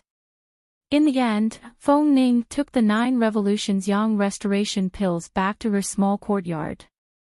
9 Revolutions Yang Restoration pills weren't easy to concoct. Not to mention the rarity of the materials, the concoction technique alone had to be done from the first revolution to the 9th revolution without the slightest mistake. Feng Ning wasn't a fool. She wouldn't give up 9 Revolutions Yang Restoration pills worth tens of thousands of spirit stones, let alone 3 of them. After Feng Ning left, Mo Tiange sat down, covering her face and laughing. Qin, she said, you've offended Feng Ning badly. So what? Mo Tiange didn't care at all. Even if she reported it to Master, we're still in the right. How could cultivators not get hurt? Besides, she deliberately compensated him with 3 9 Revolutions Yang Restoration pills. Wasn't that enough sincerity? Who told Feng Ning to talk about marriage and deliberately make her unhappy? Thinking of this, Mo Tiange was unhappy again. He actually almost got engaged to someone else before she appeared. Qin, she glanced at her. Seeing her unhappy expression, he pondered for a while and decided to explain, in fact, Senior Ding often jokes, and Master also likes to joke, so you almost got engaged. Mo Tiange squinted at him. It wasn't almost, it was just a joke. I never took it seriously, fine. Mo Tiange thought for a while then asked, what other romantic affairs do you have? Tell me all at once. Qin, she thought seriously for a while then said sincerely, no. Even if I did, it had nothing to do with me. In the 100 years before he met her, his life was boring. Apart from cultivation and experience, there was nothing else. Romantic affairs were other people's business and had nothing to do with him. Really? Mo Tiange was doubtful. Really? Qin, she was very sure, trying to make his expression look very sincere. In fact, Feng Ning didn't need to tell him about this matter. There was nothing between them, the elders just joked a few times. If they didn't happen to travel together this time, no one would mention this matter. However, he felt very happy. Her reaction showed that she cared about him. The 2 part-time disciples took the Wind Thunderbird's corpse, cleaned it, and moved a clean chair. The 2 of them casually said a few words then went back to their own cultivation. Mo Tiange took out the thunder bead Jing Xingji gave her a few days ago, seeped her divine sense into it, and started to explore its structure. This lightning bead could paralyze a person's breathing. If she could figure out what was going on, her great heavenly lightning art would become even more powerful. While he was studying, Fei Fei's voice sounded in his ears, let me out, let me out. Mo Tiange moved her spiritual aura, then pointed at the spiritual beast bracelet and released Fei Fei. What's wrong? After exiting the spirit beast bangle, Fei Fei stretched her back and said, I'm so bored inside. I came out for a stroll. Since they were here to kill demonic beasts, Xiaohua and Xiaofan would easily cause misunderstandings if they came out, so Mo Tiange left them inside the virtual sky world. Only Fei Fei was left. After it transformed into its human form, it couldn't stay in the virtual sky world for long. It always wanted to find a crowded place to stay, so it stayed in the spiritual beast bracelet so it could come out at any time. Besides, this was his hometown. How could he hide in the spirit beast bag?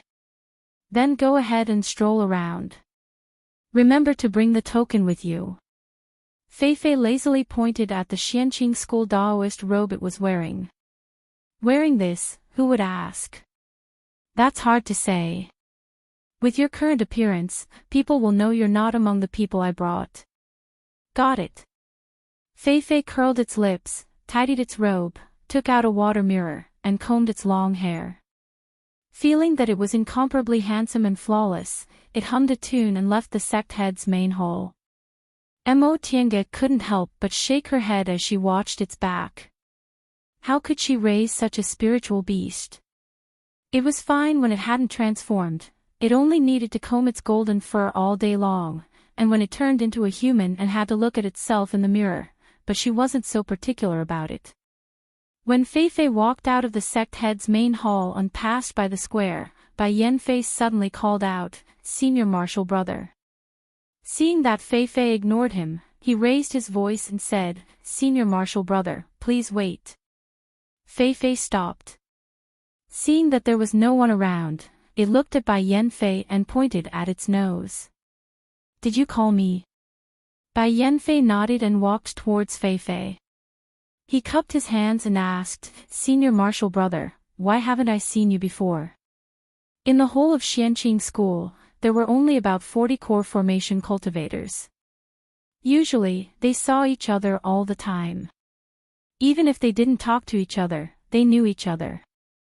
There was no reason for a core formation cultivator they hadn't seen to suddenly appear, especially one in the late stage of the core formation realm. Fei Fei was currently in the 7th rank, the late stage of the core formation realm for human cultivators. Upon hearing what Bai Yanfei said, Fei Fei waved its hand lazily and said, It's normal if you haven't seen me before. It'd be strange if you did. Bai Yanfei felt even more baffled. May I ask which martial uncle you're under? Fei Fei pointed at the sect head's main hall. There. Bai Yanfei was stunned. Martial Uncle Shoujing and Martial Uncle Qingwei. They only have one disciple. Fei Fei interrupted him. Who said I'm a disciple? I'm Mo Qingwei's spiritual beast. Spiritual beast. Bai Yanfei's eyes bulged so much that they almost fell out. He looked Fei Fei up and down. The youngster in front of him was extremely handsome. His black hair was mixed with a few strands of gold, and his pupils seemed to be embedded with golden threads. He looked devilishly handsome. Bai Yanfei was very confident in his appearance, but in front of Fei Fei, he could only admit defeat. If a spiritual beast was more handsome than a person, would people like them still want to live? Here. Fei Fei took out an identity tablet from its robe and waved it in front of him. I didn't lie to you, did I? This identity tablet was specially made by the steward's hall. When Fei Fei ran to the steward's hall to ask for clothes and identity tablets, the steward there was dumbfounded. Although there were many nascent soul Lord Taoists in Xianqing school, none of them had a transformed spiritual beast that ran to the steward's hall to ask for an identity tablet. He couldn't make the decision on this matter, so he reported it to Master Daoist Shi, who sent a voice transmission to Mo Tiange. After confirming this matter was true, Master Daoist Shi specially made an identity tablet for Fei Fei and registered it in the disciple register. Bai Yanfei stared at this identity tablet specially made by Xianqing school. After confirming that the aura sealed inside was the same as Feifei's, he finally believed it.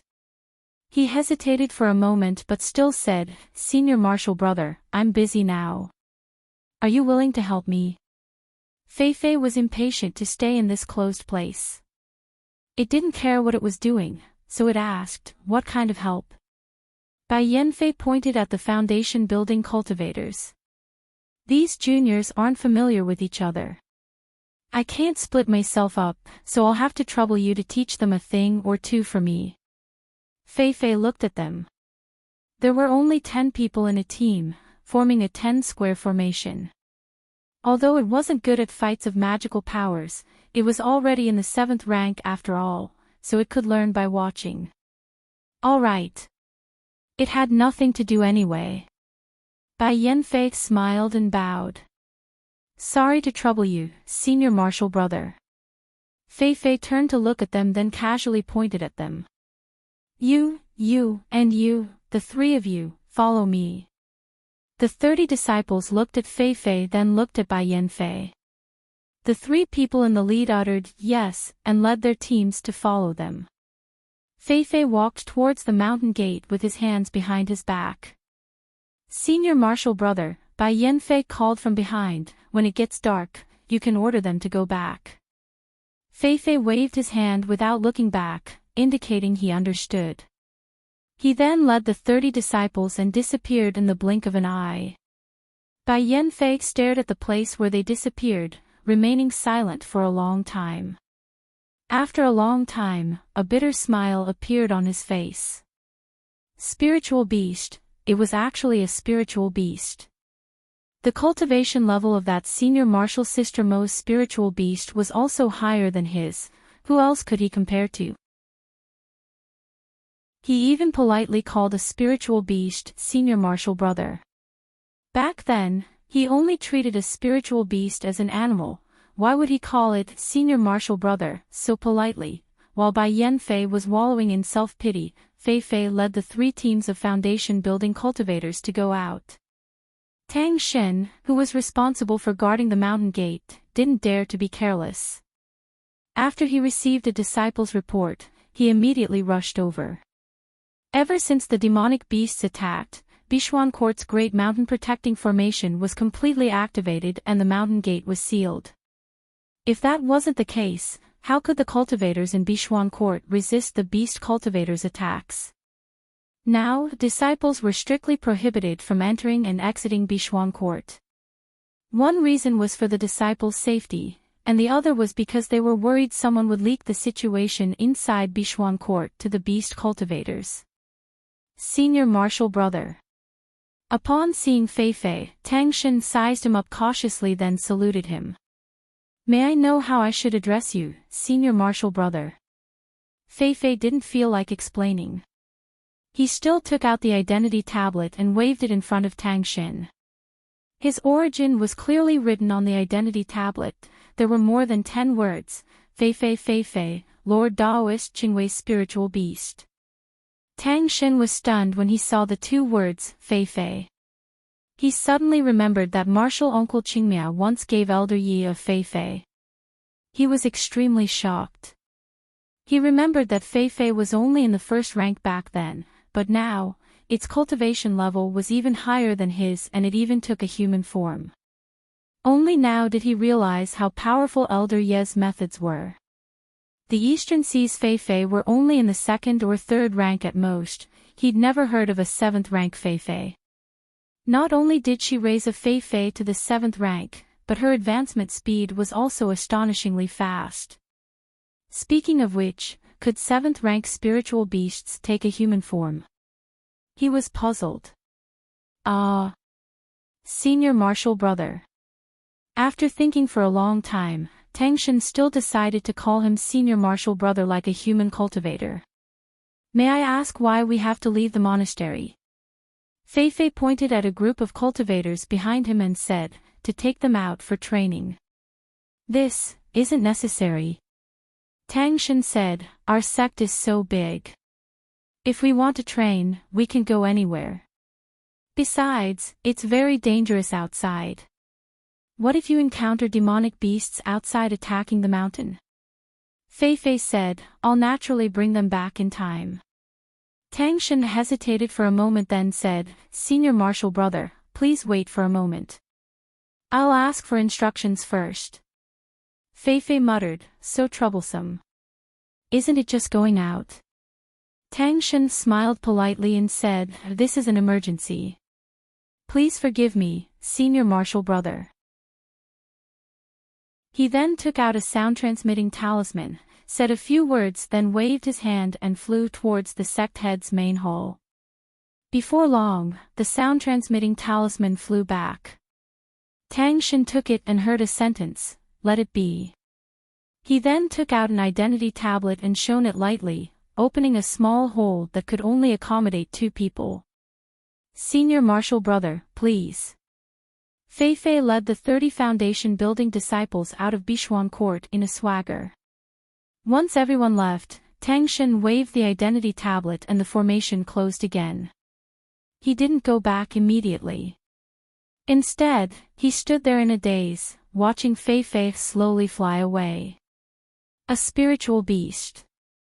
This was just a spiritual beast. In comparison, he was really incompetent. Fei didn't know its appearance had made 2 cultivators with superior aptitudes feel ashamed of their inferiority. It just led the group of Foundation building disciples towards the seaside in excitement. Chapter 579. The Smell of the Sea.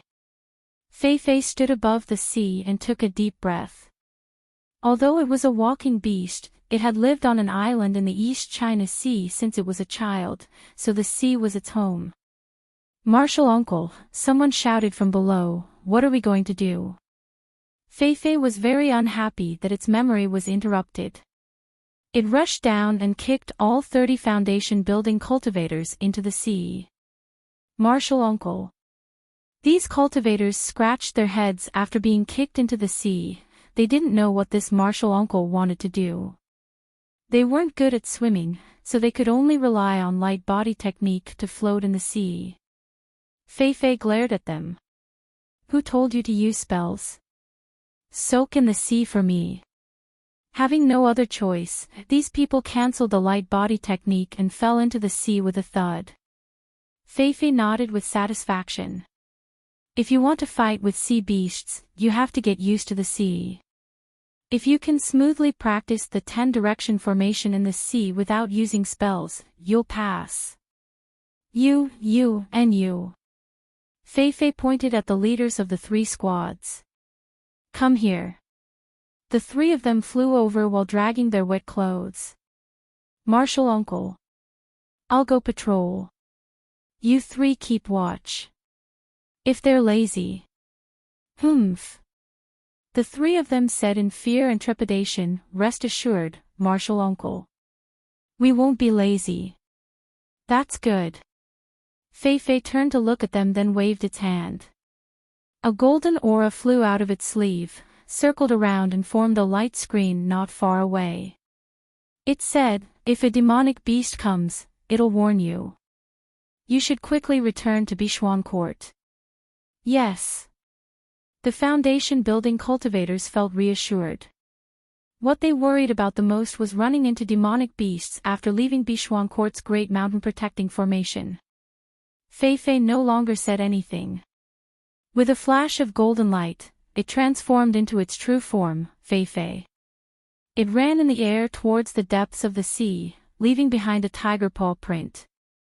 The 30 Foundation building cultivators were dumbfounded. In the end, one of the 3 team leaders said, Marshal Uncle's escaping technique is very strange. The other 2 nodded simultaneously. Yes, it was definitely an escaping technique.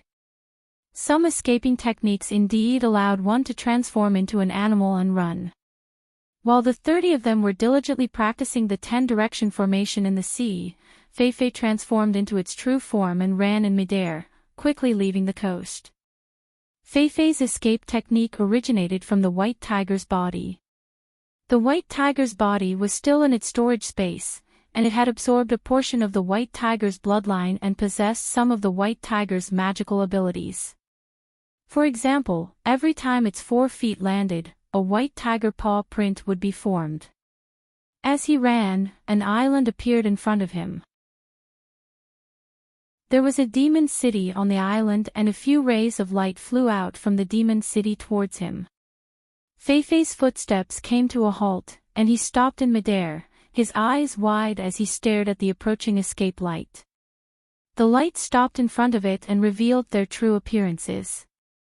They were a flying bird, a dolphin, and a giant fish, all of which were at the 6th or 7th level.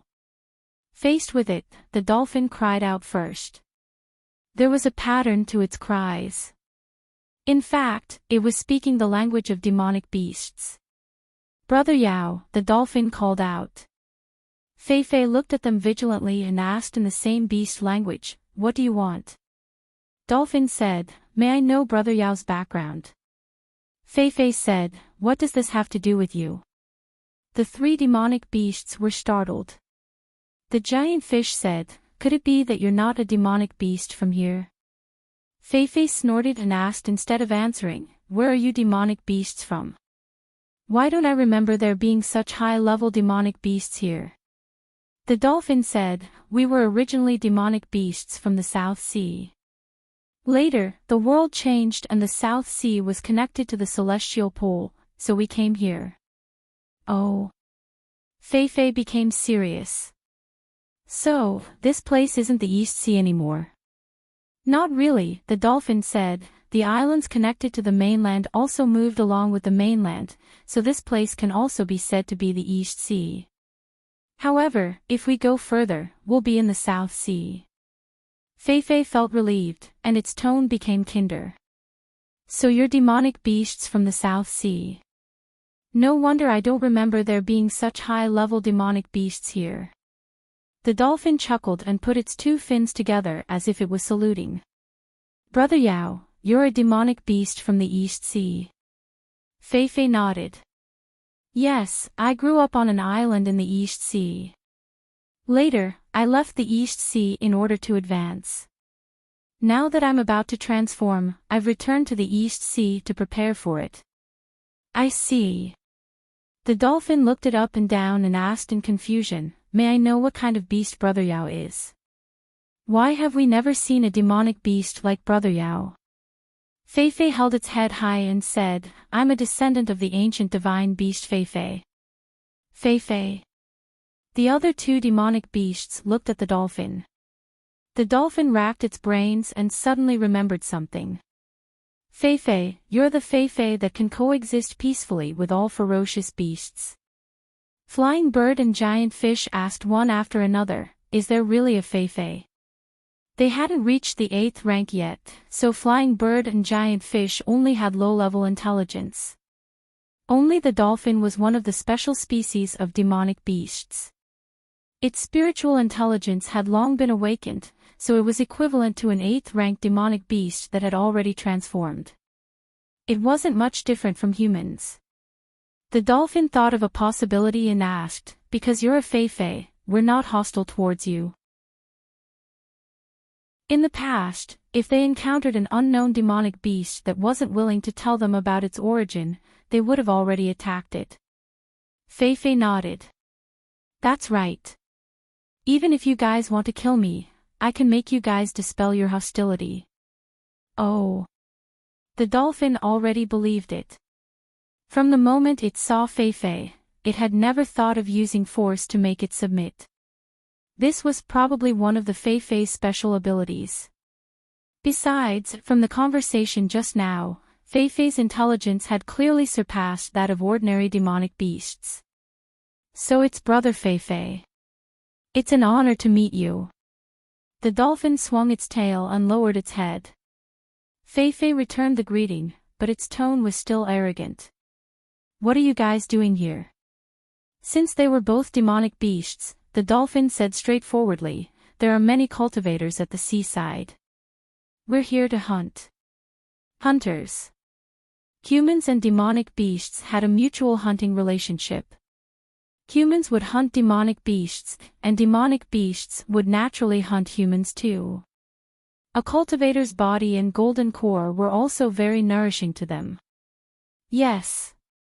I wonder if Brother Feifei is interested in joining us. We have an 8th-ranked demonic ancestor in our demon city. Feifei shook its head uninterestedly. Our Feifei's cultivation method is different from yours. I won't be joining you as a hunter. Oh. The dolphin was a little disappointed. Feifei was one of the ancient divine beasts. They, demonic beasts, worshipped bloodlines the most. Moreover, it was going to transform very soon. I'm going to look for my clansmen. I hope we won't offend each other. Of course. Brother Feifei, have a safe journey. The dolphin made a gesture of sending it off. Feifei nodded arrogantly. Still stepping on the tiger paw prints, it ran deep into the sea. The dolphin, flying bird, and giant fish respectfully watched as it left. After running for another few thousand kilometers, Feifei looked at a small island in the sea excitedly. Fortunately, this island came with the celestial pole. Otherwise, it wouldn't even be able to find its home. After calming its emotions, it landed on the small island. On the beach, 3 to 5 Feifei were playing. When they saw a golden light falling from the sky, they were stunned. Feifei saw these little Feifei and ran toward them. Where's the clan leader? The little Feifei blinked its eyes and looked at it without answering. Feifei asked patiently, where's the clan leader? You. Are you a god? One of the little Feifei gathered its courage and asked. God. Feifei blinked. The little Feifei said, your fur is golden. Feifei shook the golden fur on its body and raised its head proudly. Of course, I'm the most outstanding Feifei. So you're not a god, the little Feifei said in disappointment. Feifei glared at it. There's no god. Take me to the clan leader. I'll take you there, another little Feifei called out. The little Feifei turned around and ran toward the other side of the small island. Feifei followed. While running, the little Feifei asked, if you're not a god, why is your fur golden? Because I ate a spirit fruit, Feifei answered indifferently. Can I eat it? I also want my fur to turn golden. It's so beautiful. You'll have to ask my master. Master. The little Feifei suddenly stopped and turned to look at Feifei. Its fur stood on end. What's wrong? Feifei asked. The little Feifei's eyes flickered with hostility. You're a human spirit beast, not one of us. Feifei looked at it and laughed. You're so small. Do you know what a spirit beast is? I know. The little Feifei shouted. Those human cultivators will come and capture us, and will be separated from our family forever. At this point, it started to cry. I don't want to leave my mother. Feifei was even more amused. I'm not going to capture you. Why are you crying? The little Feifei stopped crying and stared at it with wide eyes. You're not going to capture me. Why would I want to capture you? The little Feifei tilted its head and thought for a moment. A thought flashed through its mind, and it said, I know. You want to see the clan leader and then capture us all. Feifei was stunned. It laughed and scolded, nonsense. I'm also a Feifei. But you're already a spirit beast. You're not a Feifei anymore. Little Yuan. A shout came from behind the little Feifei. The little Feifei turned its head, and several adult Feifei ran toward them. The little Feifei jumped up. Clan leader. One of the Feifei grabbed the little Feifei and hid behind it. The group of Feifei came before Feifei and stared at it cautiously. You're the clan leader. Feifei asked the leading Feifei. That Feifei raised its front paw. Yes, I'm the clan leader. Your, Fei said, my father's name is White Fang. White Fang.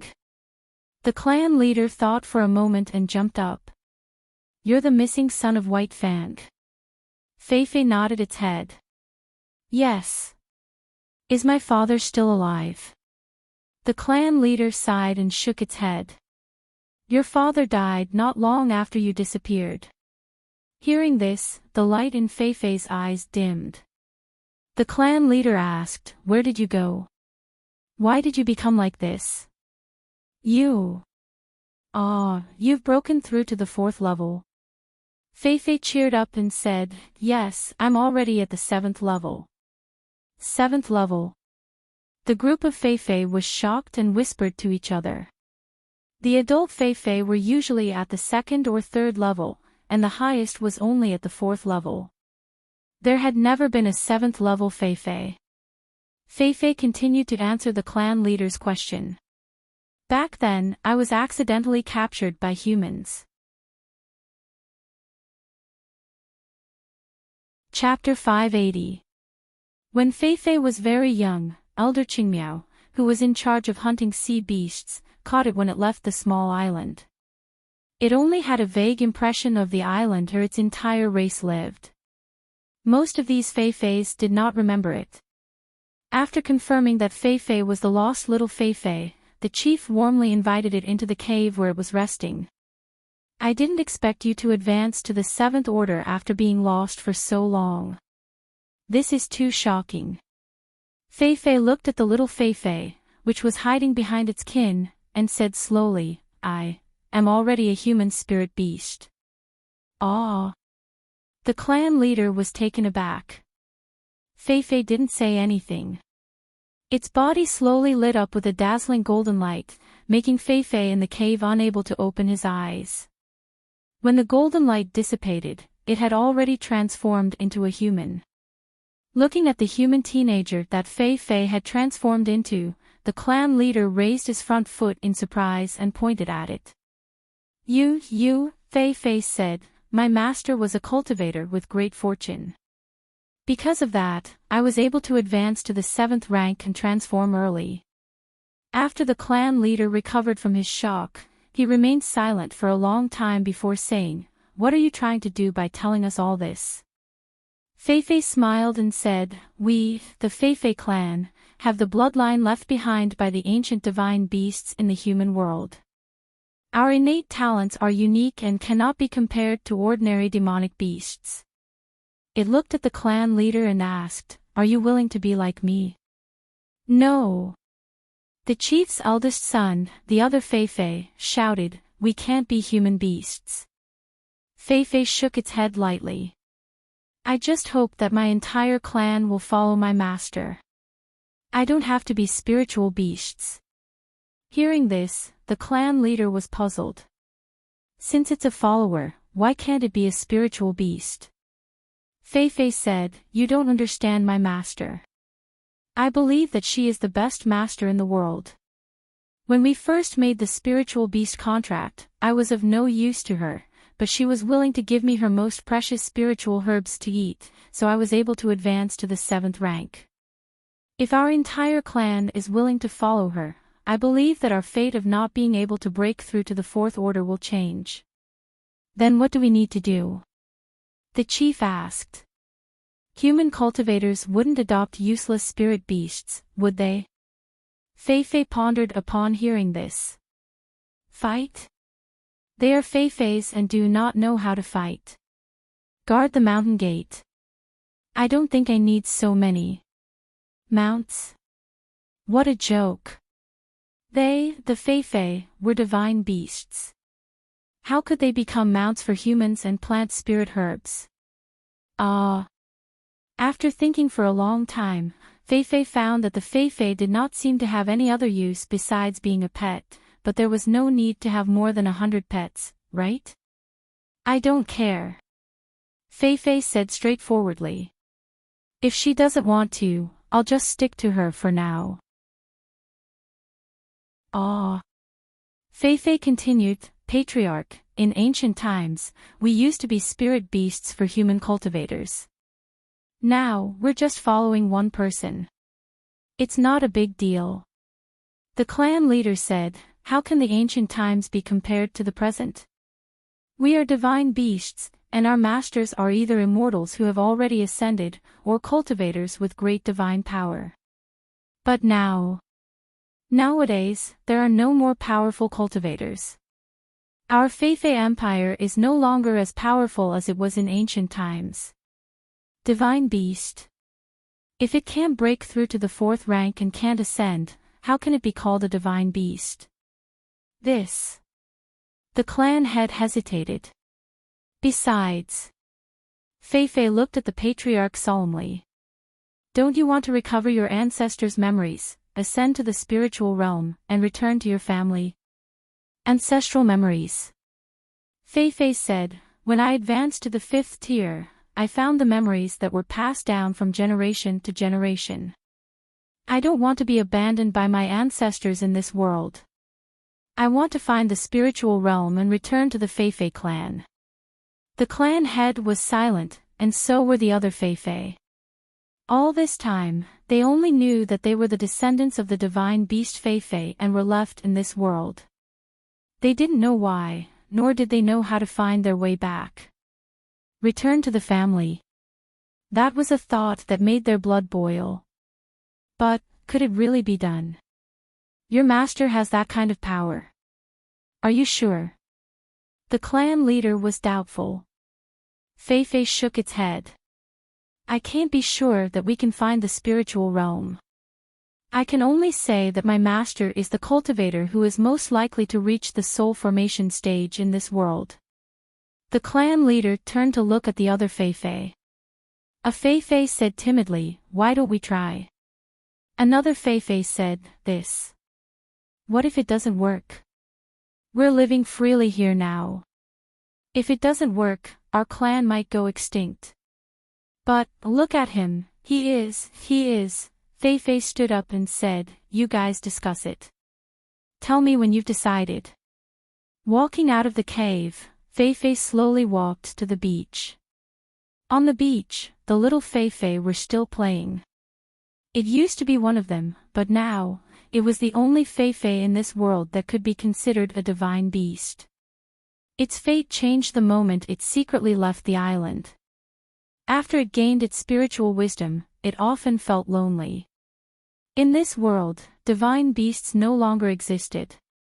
There were only about 100 Feifei that had been passed down for millions of years, and it was the only Feifei that advanced to the 7th rank and inherited its ancestors' memory. Strictly speaking, it didn't have its own kind in this world. Xiaohua wasn't, Xiaofan wasn't, and these Feifei weren't either. It alone carried the memory of the Feifei race for millions of years and endured loneliness that no divine beast had ever experienced since ancient times. It wanted to find its own kind and go to the spiritual realm, but all of this was still far away. It felt very confused, and it didn't even know how to take the first step. In a way, it depended on Tiange. Although it always had an arrogant attitude on the surface, she was a person with vitality, persistent and enthusiastic, which made its heart feel hope. Therefore, it thought it should follow her. Maybe it could really find the way to the spiritual realm. Even if it couldn't find it, it wouldn't feel too lonely. Who are you? A frightened voice came to its ears. It was the little Feifei that was playing and saw its human form. Feifei was amused. If it was really a human, it wouldn't understand beast language. It shook its body and turned into a golden-furred Feifei, which was very eye-catching among a group of snow-white Feifei. It's you. The little Feifei were very surprised and surrounded it, asking questions all at once. Why are you a human? Mummy said I can only become a human after I transform. No wonder your fur is golden. ******. 2 hours later, the chief finally came and found Feifei playing with a group of little Feifei. Feifei was still in its human form, sitting on the beach with a group of Feifei. You've decided. The chief nodded solemnly. Yes, we've decided to go with you. It paused and said, we're divine beasts. We can't forget our ancestors' memory. Feifei smiled, although this result wasn't beyond its expectations. It said, call all of the Feifei here. The Feifei next to the chief dispersed to look for the scattered Feifei on the island. It took them an hour to find all the Feifei. The chief called their names. Before leaving, Feifei released its divine sense to search the island. After making sure it didn't miss any Feifei, it used a boat-shaped magic weapon it stole from Mo Tiange to carry the 100 or so Feifei in the world and left the island. When they arrived at the demon city, the dolphin came out again to greet them, but it didn't have any suspicions and even invited them to sit in the demon city. Feifei refused. It imperceptibly memorized the defense measures of the demon city, then flew back to Bishuan Court. The 30 foundation building cultivators who were still practicing the 10-direction formation in the sea were dumbfounded when they saw Feifei flying back with a boat full of Feifei. The 3 team leaders hastily flew over and bowed to greet him. Martial uncle. Feifei waved its hand casually. Are you done practicing? Almost, the 3 of them said hesitantly. This martial uncle didn't seem easy to talk to. Unexpectedly, Feifei didn't care at all. It's not something you can practice in one day. Let's go back to the mountain gate first. The 3 of them were overjoyed and said, yes. The Feifei looked at the 30 human cultivators following behind it. They were both afraid and curious. Even humans listened to Feifei. Feifei majestically came to the mountain gate with 30 cultivators and more than 100 Feifei, instantly causing a sensation.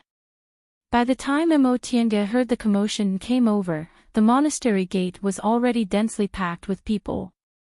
Seeing her coming, Tang Shen hurriedly shouted, back off. Mo Tiange looked at the Feifei behind Feifei and was speechless with astonishment. You, Feifei said, you won't let us in.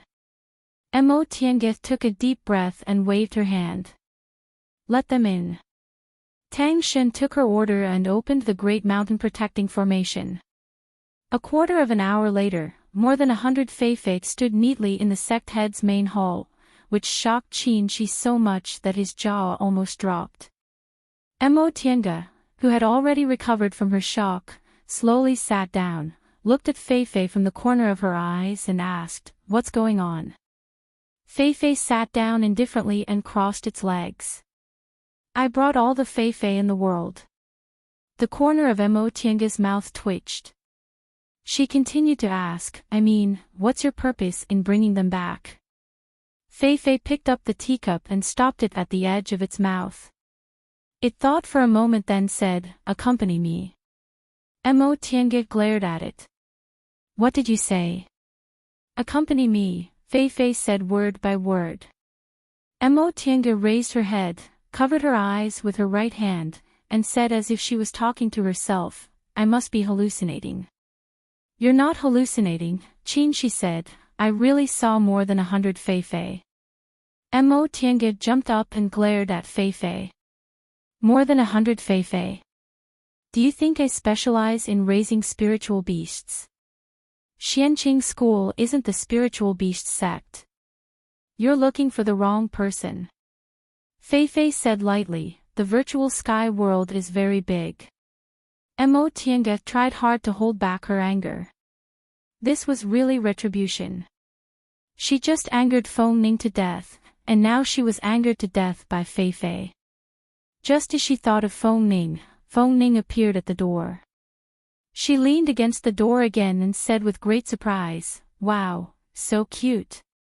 Mo Qingwei, give me one. Mo Tiange turned her head and stared at her. No. Feng Ning stopped smiling and glared at her. Mo Qingwei, do you have to be so stingy? There are so many of them, but you can't even give me one.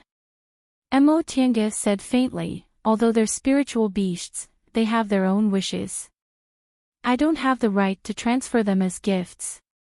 Feng Ning was stunned and became silent. Mo Tiange ignored her and glared at Fei Fei. Are there spiritual beasts like you? Do you want to eat me poor with more than 100 of them? Chapter 581. Mo Tiange and Fei Fei started an arduous negotiation. First of all, although the virtual sky world was big, it was full of medicinal fields, so it wasn't suitable for raising many spiritual beasts. Second, how many medicinal pills would she need to refine to raise more than 100 spiritual beasts? She didn't have the time. Finally, what could she do with more than 100 spiritual beasts? Although Fei Fei was very capable, finding more than 100 Fei Feis to accompany it, she had no problem with her brain. Fei Fei expressed the following opinions. First, they could be separated but not separated. Second, they couldn't fight, but their intelligence was high among demonic beasts, so they could be taught some simple skills. Third, Mo Tiange could teach Xianqing school disciples medicinal pills, and they were willing to exchange their treasure hunting skills for medicinal pills. In the end, one person and one beast each took a step back and reached an agreement. Mo Tiange would keep these more than 100 Fei Feis for the time being. After the matter in the Eastern Sea was over, these Fei Feis would be sent back to Xianqing school and distributed to various peaks. These Fei Feis wouldn't sign a spiritual beast contract with a specific person, they would belong to the steward's hall of each peak. They would be responsible for treasure hunting, and if they found anything, they would be exchanged for medicinal pills. In fact, with her strength, she could directly capture these Fei Feis and turn them into spiritual beasts. This was how cultivators' spiritual beasts came to be. But she didn't want to do that. First, it violated her principles. Second, Fei Fei had been with her for more than 100 years. Although it had a bad personality and a bad mouth, it was reliable in critical moments. Besides, the contract they signed was a subordinate contract, not a master contract. If she ignored Fei Fei's wishes, it would definitely rebel. In this world, although the strong were respected, it wasn't unreasonable. After the matter was settled, Mo Tiange temporarily asked Dreamy for an abandoned spiritual beast garden and let these Fei Feis live there. As for Fei Fei, it was ordered to guard the gate for Tang Shen. Fei Fei was taken away by Dreamy, and Fei Fei went to guard the gate. Mo Tiange fell on the chair, rubbed her forehead, and said weakly, "One day, I'll become prematurely old." She smiled. Why don't you think about it from another perspective?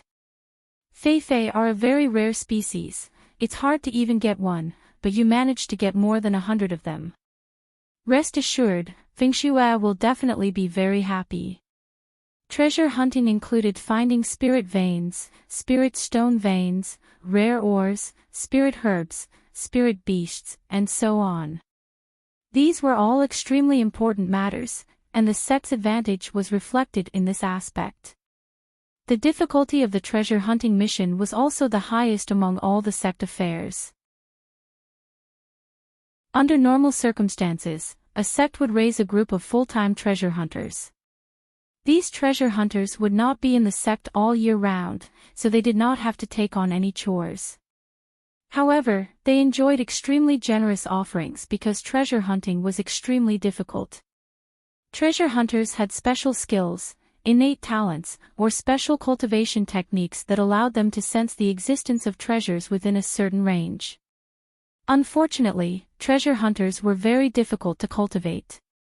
Talent was much rarer than spirit roots, and cultivation techniques were not something that anyone could cultivate. These Fei Feis were naturally very sensitive to spiritual energy, and Fei Fei had even found treasures several times. It was clear that they were very talented in treasure hunting. What's bothering me is medicinal pills, Mo Tiange said with a bitter expression. How can ordinary spiritual beast pills help Fei Fei advance?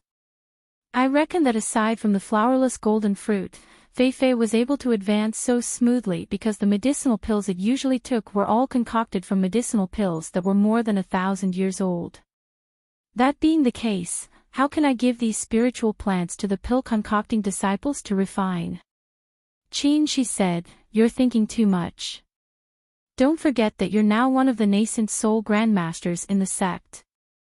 No matter how many thousand-year-old spiritual plants you take out, they won't dare to be suspicious. Really? Mo Tiange looked at him suspiciously. They won't find it strange even if I take out a big bundle of thousand-year-old spiritual plants. Qin, she smiled.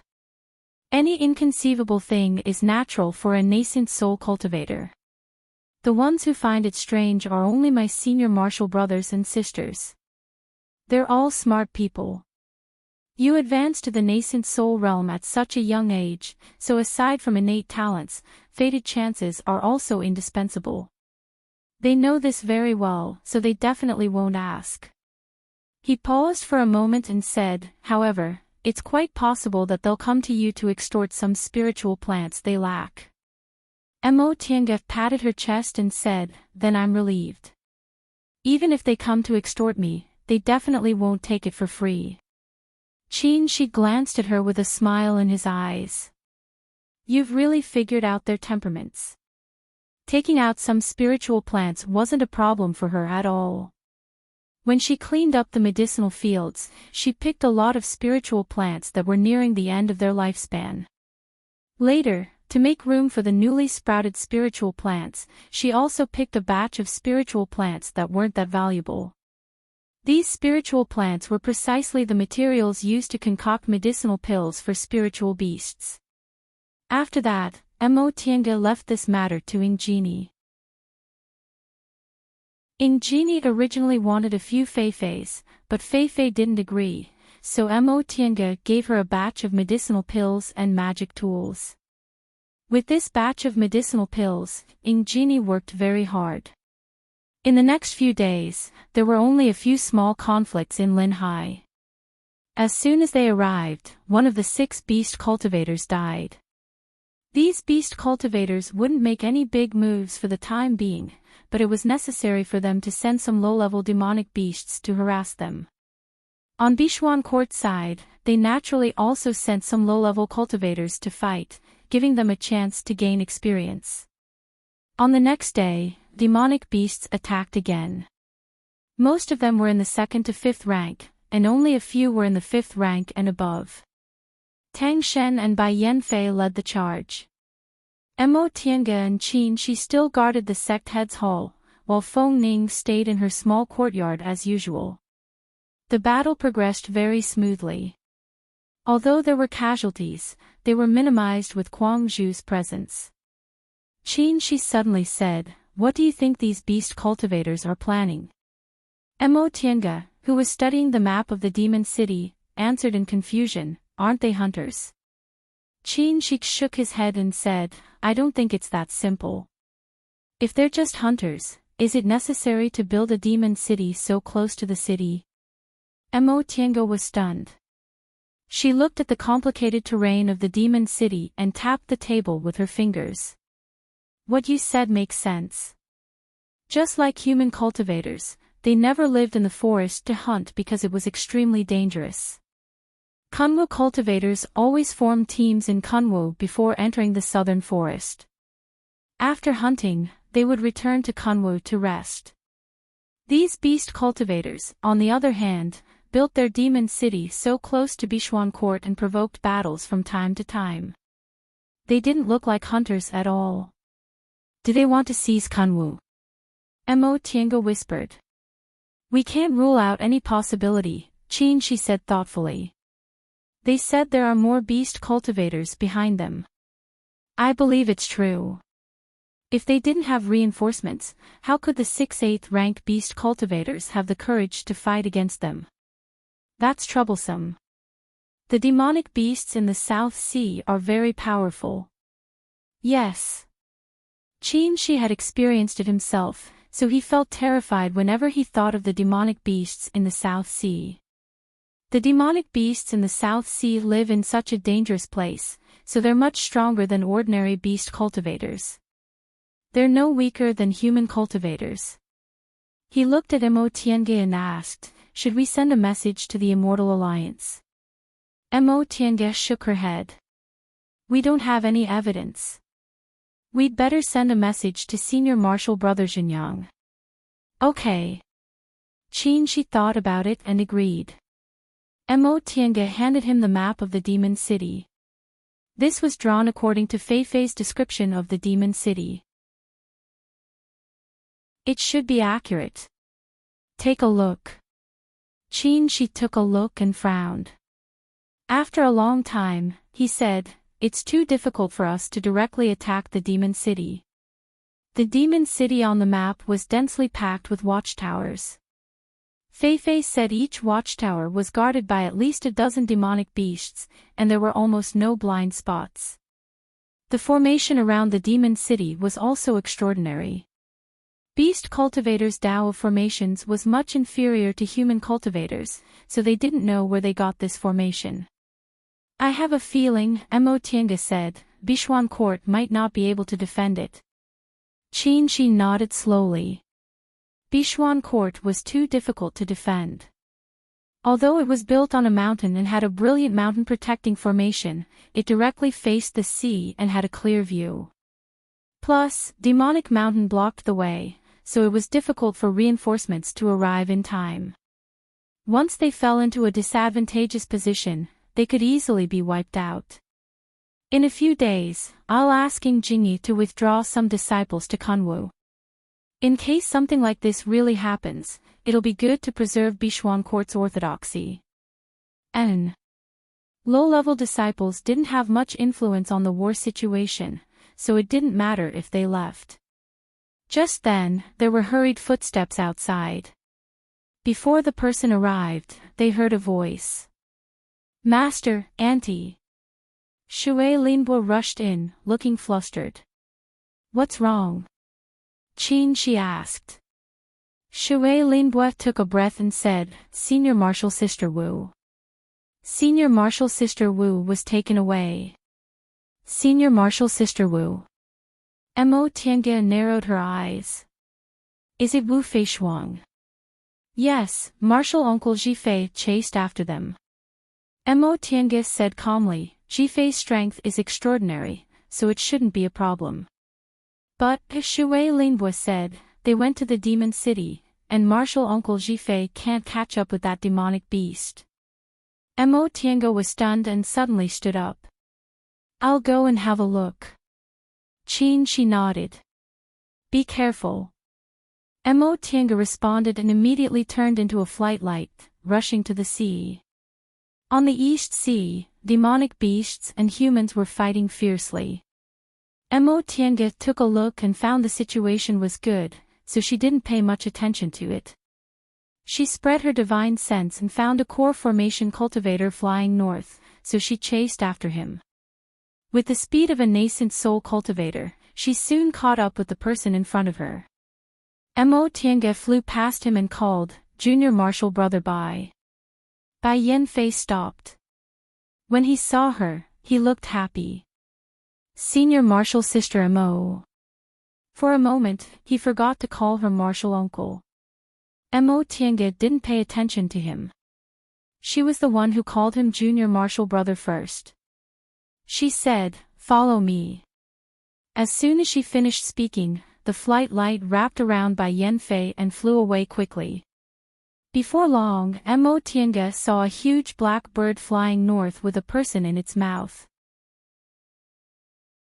She stopped, raised her hand, and a golden bolt of lightning flashed between her fingers, striking the bird. Boom! The bird was hit, shook its wings, and fell to the sea. Mo Tiange summoned the 10,000 miles lone boat without hesitation. The boat suddenly grew bigger and caught Wu Feishuang. Feishuang! Bai Yanfei shouted, broke free from Mo Tiange, and rushed to the 10,000 miles lone boat. Mo Tiange didn't care about them. She waved the heaven and earth fan and took the bird's corpse.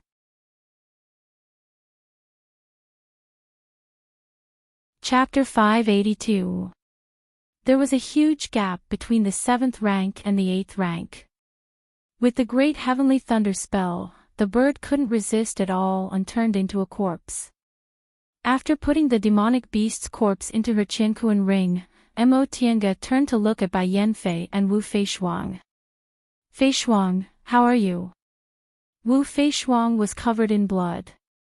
There was a big claw mark on her chest, and one of her arms was torn off and nowhere to be found. Such an injury, if it was a mortal, would almost be waiting for death. Bai Yanfei was scared out of his wits and didn't know what to do. Mo Tiange landed on the canoe and said, "Junior Marshal Brother Bai, let me do it." Bai Yanfei hastily stepped aside. Mo Tiange frowned as she looked at her chest that was almost pierced through. Nascent soul cultivators didn't care about physical injuries, but they were fatal for foundation-building cultivators. She took out a 9 transformations yang restoration pill without hesitation and fed it to Wu Feishuang, then sealed her wounds with azure dragon's breath. "This is the only way for now," she said. "Her injuries are too serious. Let's go back and see if Kuang Zhu can do anything." If he can't, she didn't say anything. Bai Yanfei stared at the unconscious Wu Feishuang in a daze, unable to say anything. His heart was filled with both regret and hatred. Mo Tiange shook her sleeves and the canoe sped towards Bishuang Court. "How did you end up like this?" she asked sternly. "It was just a 7th-ranked demonic beast. You couldn't protect her." Bai Yanfei lowered his head and said bitterly, "It was me. In order to help me block a blow, she activated the protective magic weapon Marshal Uncle Miaoyi gave her, but she angered that demonic beast. It probably wanted to lure me out, so it grabbed Feishuang." Seeing his self-reproach, Mo Tiange softened her tone and said faintly, "If you cared about her, you wouldn't need her to protect you." Bai Yanfei was sad and silent. The canoe sped through the waves and soon reached the seaside. The conflict was over, and the low-level cultivators were cleaning up the battlefield. The 3 of them got off the canoe. Bai Yanfei carried Wu Feishuang and ran like crazy. After entering the mountain gate and turning around the main hall, Bai Yanfei shouted, "Senior Marshal Brother Hanjian, Senior Marshal Brother Hanjian." As soon as Kuang Zhu came out and saw Wu Feishuang in his bosom, he said, "Let's talk inside." Kuang Zhu carried Wu Feishuang into the side hall and placed her on the bed. He quickly examined her and nodded. "She can be saved." Mo Tiange heaved a sigh of relief. She had promised Senior Marshal Sister Miaoyi that she would take care of Wu Feishuang. If Wu Feishuang died here, she would be ashamed to face Senior Marshal Sister Miaoyi. Kuang Zhu turned around and took out a small bowl. Then, he took out various kinds of spirit herbs, medicinal powders, and medicinal liquids from the medicine cabinet next to him and poured them into the small bowl. After that, he crushed them and turned them into ointment. "Marshal Uncle Qingwei." Kuang Zhu pointed at the azure dragon's breath on Wu Fei's wound. "Slowly withdraw this aura, I'll apply the ointment. Remember, you can only withdraw it slowly.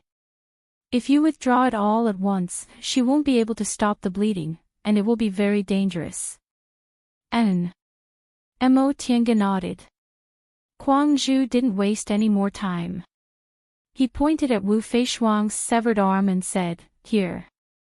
Mo Tiange guided him. The azure dragon's breath surged, revealing the terrifying, bright red wound. Kuang Zhu moved his finger, and the ointment flew out of the bowl and spread on the wound. With tacit understanding, the 2 of them quickly applied the ointment on Wu Fei's severed arm followed by his chest. The wound on Wu Fei's chest was quite special. It was almost pierced through, and his internal organs were also injured. Kuang Zhu could only use his special cultivation technique to slowly repair the damaged organs. After a long time, Kuang Zhu heaved a sigh of relief. He raised his head and wiped the sweat off his forehead. He then said, "Her life is saved, but her cultivation level is greatly damaged. She'll probably need 10 to 20 years of recuperation to fully recover." Bai Yanfei felt relieved and muttered, "As long as she's alive, everything else doesn't matter, doesn't matter, it's all thanks to Marshal Uncle Qingwei's panacea. If it weren't for the panacea protecting Junior Marshal Sister Wu's heart veins and dantian, I'm afraid she wouldn't have made it back. Bai Yanfei hastily turned around and expressed his gratitude. Thank you, Marshal Uncle Qingwei. Mo Tiange shook her head. No need to thank me. I promised Senior Marshal Sister Miaoyi I'd take care of her. Kuang Zhu asked, Marshal Uncle Qingwei, what panacea did you use? Its medicinal effect is really amazing. I don't think I've seen it before. It's the 9 Revolutions Yang Restoration Pill. So it's the 9 Revolutions Yang Restoration Pill. Kuang Zhu said, no wonder it has this kind of effect. The 9 Revolutions Yang Restoration Pill was very precious even for nascent soul cultivators. With his cultivation level, he still couldn't come into contact with this kind of panacea. Before long, Qin Shi came over. How is it? Mo Tiange pointed at Wu Feishuang, who was lying on the ground. Her life is saved, but Qin Shi glanced at her and clearly saw the injuries on her body. He then said, it's fine as long as she's alive. In the nascent soul realm, all body injuries will be healed. Mo Tiange thought to herself. Soul formation. Senior Marshal Sister Wu is still stuck in the core formation realm. I wonder how she'll react if she finds out she lost an arm. Just as she was thinking, Wu Feishuang's eyelids twitched and slowly opened. She first noticed Bai Yanfei in front of her, then her non-existent left arm. Unexpectedly, she only glanced at it and calmly accepted the reality. Feishuang. Bai Yanfei was pleasantly surprised. You're awake. Wu Feishuang turned her head and stared at Bai Yanfei, not saying anything for a long time. How are you? Do you feel unwell? Wu Feishuang shook her head softly and said slowly, I don't feel unwell. Please go back. Her tone was distant and cold. Bai Yanfei was stunned. He stammered, Feishuang, you're angry with me. Wu Feishuang turned her head and didn't look at him. Bai Yanfei said, I'm sorry, But he couldn't go down. He didn't know how to apologize. Sorry, I shouldn't have ignored you. Or sorry, I didn't protect you well. Or sorry, I won't do this again in the future. He couldn't say these words out loud. He was touched when he saw her being taken away to save him, but, no need to apologize, Wu Feishuang said faintly, from now on, you don't need to apologize to me anymore. Bai Yanfei stared at her blankly. She took a deep breath, endured the sharp pain, and looked at her left side. There was nothing there, there wasn't an arm there. She said, don't misunderstand. I thought about it for a long time, I didn't do it in a moment of anger. Seeing Bai Yanfei's dumbfounded expression, Wu Feishuang smiled bitterly and said slowly, I promised Master to come to Eastern Sea to give myself one last chance. Unfortunately, I still lost. Junior Marshal brother, you never cared about me. When you married me, it was only because you were angry with Junior Marshal Sister Jiang. Don't try to defend yourself. I'm not saying you like Junior Marshal Sister Jiang, but you hate the feeling that others think you'll definitely marry Junior Marshal Sister Jiang. Therefore, by marrying me, you have to surprise those people. She looked up at him and said, see, you've never loved me from beginning to end. There's no love between a man and a woman, and there's no love between husband and wife. Bai Yanfei was silent, unable to say anything.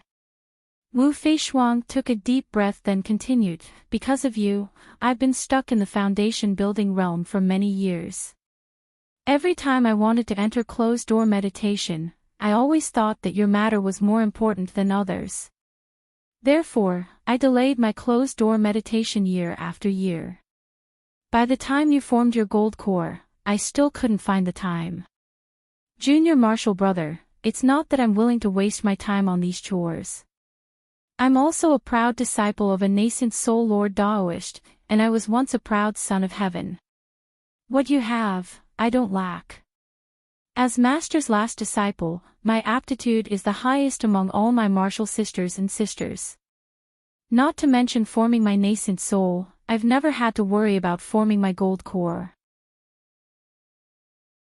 I'm willing to handle chores for you every day, not because I like it, but. Bai Yanfei stared at her in a daze. It seemed like he'd never thought she actually thought this way in her heart. But I've never been in your eyes. From the moment we got married, you turned a blind eye to me. I know you're still very childish. Although you're already more than 100 years old, your heart is still like a child's, so I was willing to wait for you to grow up. But later, I found out that even after you grew up, you still wouldn't love me. She closed her eyes, took a deep breath, then continued with a calm tone, you're a good person, even if you're willful and arrogant. You're so nervous because I was injured because of you. Even if you start to treat me well, it's not because you have me in your heart, so I don't need you. Fei Shuang, Bai Yanfei felt like he wanted to say something, but he couldn't. Should he refute her? It seemed like what she said wasn't wrong, but, junior martial brother, I've decided to end it. My love isn't that great. If I can't get anything in return, I can only end it. She stared at Bai Yanfei, then smiled again, but there were tears in the corners of her eyes. Just think of it as me being selfish for leaving you at a time like this. You're a good person. I lost an arm for you, so you'll definitely remember me.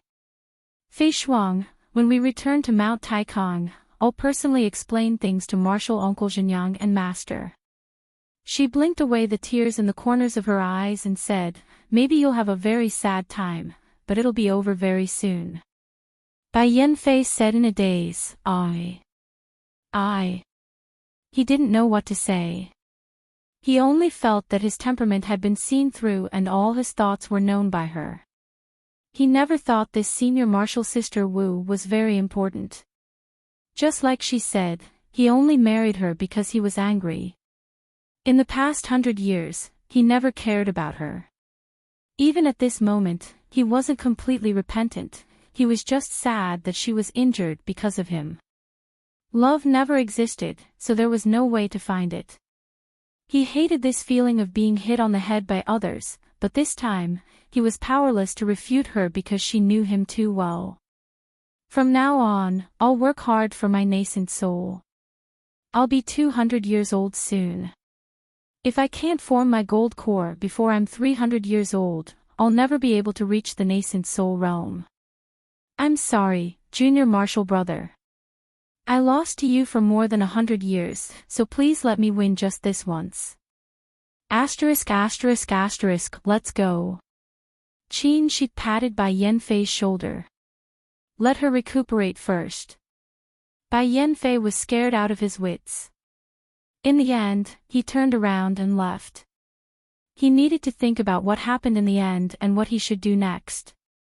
It was only after Bai Yanfei left that Wu Feishuang turned around and watched his back slowly disappear. Mo Tiange looked at Wu Feishuang's expression and felt she didn't need to say anything, so she just sighed and comforted her. Recuperate well. Your arm might come back.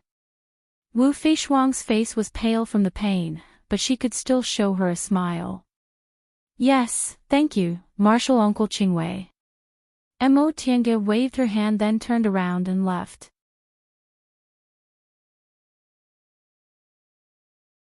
Chapter 583. When he returned to the sect head's main hall, Qin Shi was sitting in a daze. Mo Tiange also sat down and asked, "Where's Bai Yanfei? Are you all right?" Qin Shi regained his train of thought and said, "It can't get any worse. It won't just be depressed for a while, I reckon it'll turn into an inner demon." Oh. Mo Tiange looked pensive.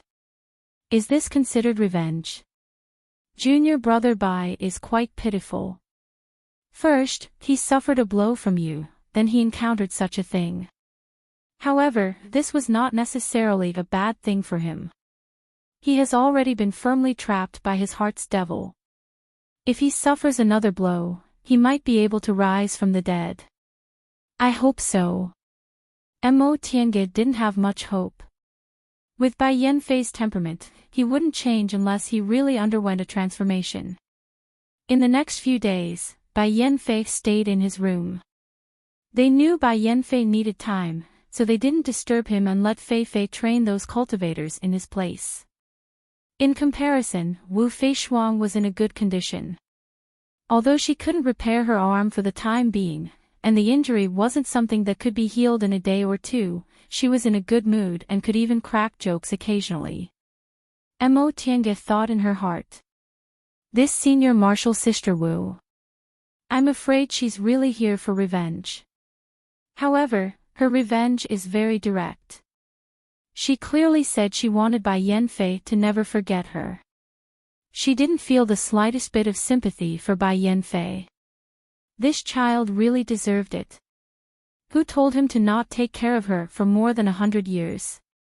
Even if he didn't love her, he still had to treat her well. But what about him? Because of him, Wu Feishuang, an elite among elites, was stuck at the foundation establishment stage even though she was almost 200 years old. No wonder senior sister Miaoyi was so angry. However, this was also good. Previously, Bai Yanfei was already trapped by his inner demon, and now, he was even more thoroughly trapped. Maybe he really could come around and add another nascent soul Lord Daoist to the sect. Even if he couldn't figure it out, Wu Feishuang would definitely be able to form her gold core after getting rid of this burden. With this thought in mind, Mo Tiange diligently went to see Wu Feishuang again. Martial Uncle Qingwei. Wu Feishuang was still lying on the bed. Her complexion wasn't as ugly as it was a few days ago. Mo Tiange nodded with a smile. How's the situation? Wu Feishuang replied, Senior brother Hanjian said that I don't need to fight anymore. I'll just lie here until we return to the sect. Mo Tiange nodded. You're seriously injured, so you naturally don't need to fight anymore. Yes, many thanks, martial uncle. The two of them didn't have much of a relationship, so they didn't say anything to each other. Mo Tiange thought for a moment then asked straightforwardly, Martial nephew Wu, aren't you afraid martial nephew Zhifei will fall into a demonic barrier by doing this? Hearing this, Wu Feishuang smiled bitterly and said, I purposely wanted him to have his heart demon. Upon seeing the astonishment on Mo Tiange's face, she said, My master is Lord Daoist Miaoyi. I'm not that easy to bully. Since he married me, he shouldn't treat me like this. My patience is limited. For the past few years, I've been thinking about how to leave him and teach him a lesson. Now, I've finally found the opportunity. A strange expression appeared on Mo Tiange's face. Martial nephew Wu, if I didn't arrive in time that day, wouldn't you have lost your life? Don't tell me you're willing to bet your life for revenge. Wu Feishuang said faintly, I know master entrusted me to the two martial uncles, so presumably they wouldn't let me die in an accident. Even if I really died, it wouldn't be a big deal. The path of cultivation is fraught with dangers. Since I've embarked on the path of immortality, I should be prepared to lose my life at any time. Mo Tiange was speechless for a long time before she sighed. You're really bold. She really underestimated this senior martial sister Wu before. No, it should be said that everyone underestimated her. Speaking of which, she was Lord Daoist Miaoyi's disciple, so this kind of character wasn't strange. Although Lord Daoist Miaoyi looked gentle and amiable, her heart was actually very sinister. She recalled what Luo Fengxue once told her about Lord Daoist Miaoyi's past. If we're talking about scheming, among us seniors, there's no need to mention martial uncle Zhenyang. He's a crafty old fox. The other one is martial uncle Miaoyi, Luo Fengxue said with fervor and assurance. Mo Tiange, who was only in the foundation building realm, was surprised. Martial Uncle Miaoyi. No way, right? She's very amiable. That's just on the surface. Luo Fengxue stepped forward and said, I'll tell you something, but you have to keep your mouth shut. Mo Tiange nodded hurriedly. Luo Fengshue's gossip was usually about the sect secrets, so there was no one else she could listen to. Luo Fengxue asked, What do you think of Martial Uncle Miaoyi's appearance? What's her temperament like? Mo Tiange answered, Although Martial Uncle Miaoyi's appearance isn't devastatingly beautiful, it's picturesque, elegant and refined. As for her temperament, I've only seen her a few times, but I already feel she's quite amiable. She doesn't even get angry when her disciples do something wrong. You're right. Martial Uncle Miaoyi is beautiful, has a good temperament, and is also a nascent soul cultivator. Think about it, how many female cultivators are there among nascent soul cultivators? Many male nascent soul cultivators have core formation cultivators as their dual cultivation companions. How many people would fight over a nascent soul female cultivator like Martial Uncle Miaoyi? Mo Tiange nodded and said thoughtfully, You're right, but Martial Uncle Miaoyi doesn't seem to have any peach blossoms. Of course. Martial Uncle Miaoyi killed all her peach blossoms. Mo Tiange asked curiously, What happened? I'll have to start from when Martial Uncle Miaoyi was still a core formation cultivator. Luo Fengxue talked non-stop. When Martial Uncle Miaoyi formed her gold core, she once discussed marriage with a male cultivator. That male cultivator was a core formation cultivator from Gujin sect. Reportedly, his aptitude was excellent, so he advanced to the core formation realm in about 100 years. If there were no mishaps, he would definitely be able to form his nascent soul in 300 years. Martial Uncle Miaoyi was also known as a genius, and the two of them were about the same age, so they were a perfect match. In other words, the two of them were a perfect match. Exactly. Back then, other people were envious of them. What happened later? Mo Tiange became even more curious. Later on, did they become Dao companions? Almost, Luo Fengxue said. The two of them had known each other for 100 years and had deep feelings for each other, so they planned to become Dao companions before they formed their nascent souls. At that time, they could rely on the power of dual cultivation to advance to the nascent soul realm. Just as they were about to finish preparing for their dual cultivation ceremony, Martial Uncle Miaoyi suddenly came back and said she wanted to cancel the wedding. Luo Fengxue smiled. Do you know why? As it turns out, that male cultivator has an outstanding cultivation level, a handsome appearance, and a carefree and uninhibited temperament, so he attracted a lot of peach blossoms. Martial Uncle Miaoyi also knew about this, but she didn't know this male cultivator had an inseparable relationship with those peach blossoms and was secretly dating behind her back. Mo Tiange wrinkled her brows and said, That being the case, why did he still want to become Dao companions with Martial Uncle Miaoyi? Wouldn't it be more carefree to wander around by himself? That's true, but where could he find a Dao companion like Martial Uncle Miaoyi? She has outstanding aptitude, a beautiful appearance, a gentle temperament, and she also has Xianqing School as her backer. She has no shortcomings at all.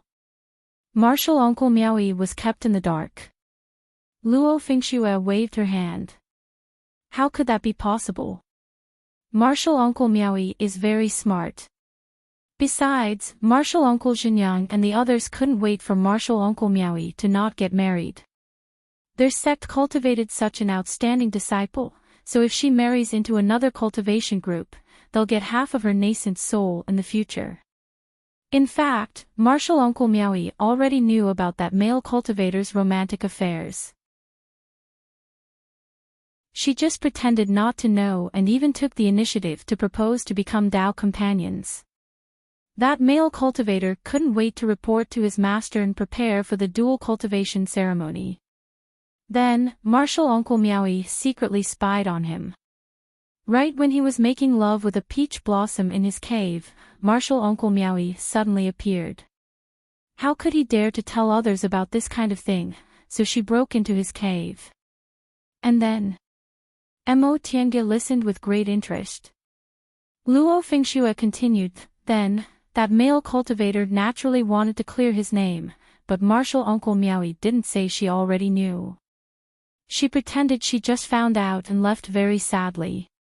When she came back, she said she wanted to cancel the wedding.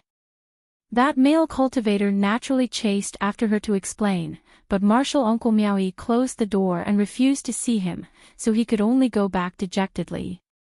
And then Luo Fengxue couldn't hold back her smile anymore. Not long after that, Martial Uncle Zhenyang sent a message saying Martial Uncle Meowie almost committed suicide.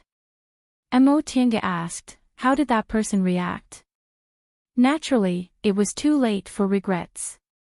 Martial Uncle Meowie also asked someone to tell him that she would cut all ties with him in the future and focus only on the Great Tao. In short, it made him feel that because of him, Martial Uncle Meowie lost interest in living and deeply hated men. Although that person was a romantic, he sincerely loved Martial Uncle Meowie, so he was filled with endless regret. Not long after that, Martial Uncle Meowie formed her nascent soul earlier than him and became famous, so the regret in his heart evolved into an inner demon. Luo Fengxue vented her anger. At first, he only felt regret about canceling the wedding. But later, when he saw Martial Uncle Meowie formed her nascent soul earlier than him, he kept thinking about forming his nascent soul. How could it be easy for someone to form their nascent soul with such an obsession? His inner demon became deeper and deeper. What happened to him later? Later. I haven't heard of him for a long time. He seems to still be in the core formation realm. Thinking about the past, Mo Tiange sighed inwardly. This pair of master and disciple. How trustworthy were their methods? It seemed very simple, but it directly targeted the other person's temperament. That male cultivator from Gujin sect had the possibility of forming his nascent soul at such a young age, so he must have been very proud of himself. In the end, he lost to Martial Uncle Meowie. Moreover, Mo Tiange even betrayed her and almost caused her to lose her life.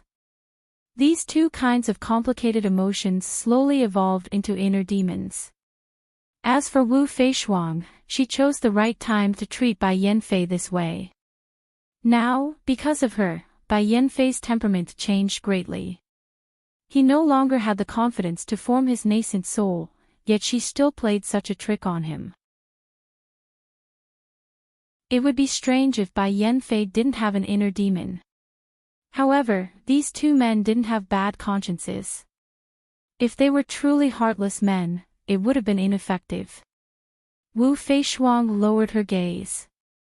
After a long time, she once again said softly, I admittedly deliberately retaliated against him, but this was originally a flaw in his mental state. If he could break through his inner demon, he'd definitely be able to form his nascent soul, so I wouldn't feel sorry for him. Mo Tiange stared at her then suddenly asked, if Bai Yanfei really changed, would you forgive him? Wu Feishuang shook her head softly. I've never blamed him. He's just hasn't grown up yet. Mo Tiange was silent. Originally, she thought if Bai Yanfei chose Jiang Min, the two of them would have a higher chance of developing feelings for each other. But now, it seemed Wu Feishuang was the most suitable for him. Just as she was thinking, she suddenly heard Qin Shi's voice, come here quickly. There's an important matter. Qin Shi went to patrol just now. Could it be that he discovered something? Mo Tiange hastily stood up, bid him farewell and returned to the sect head's main hall.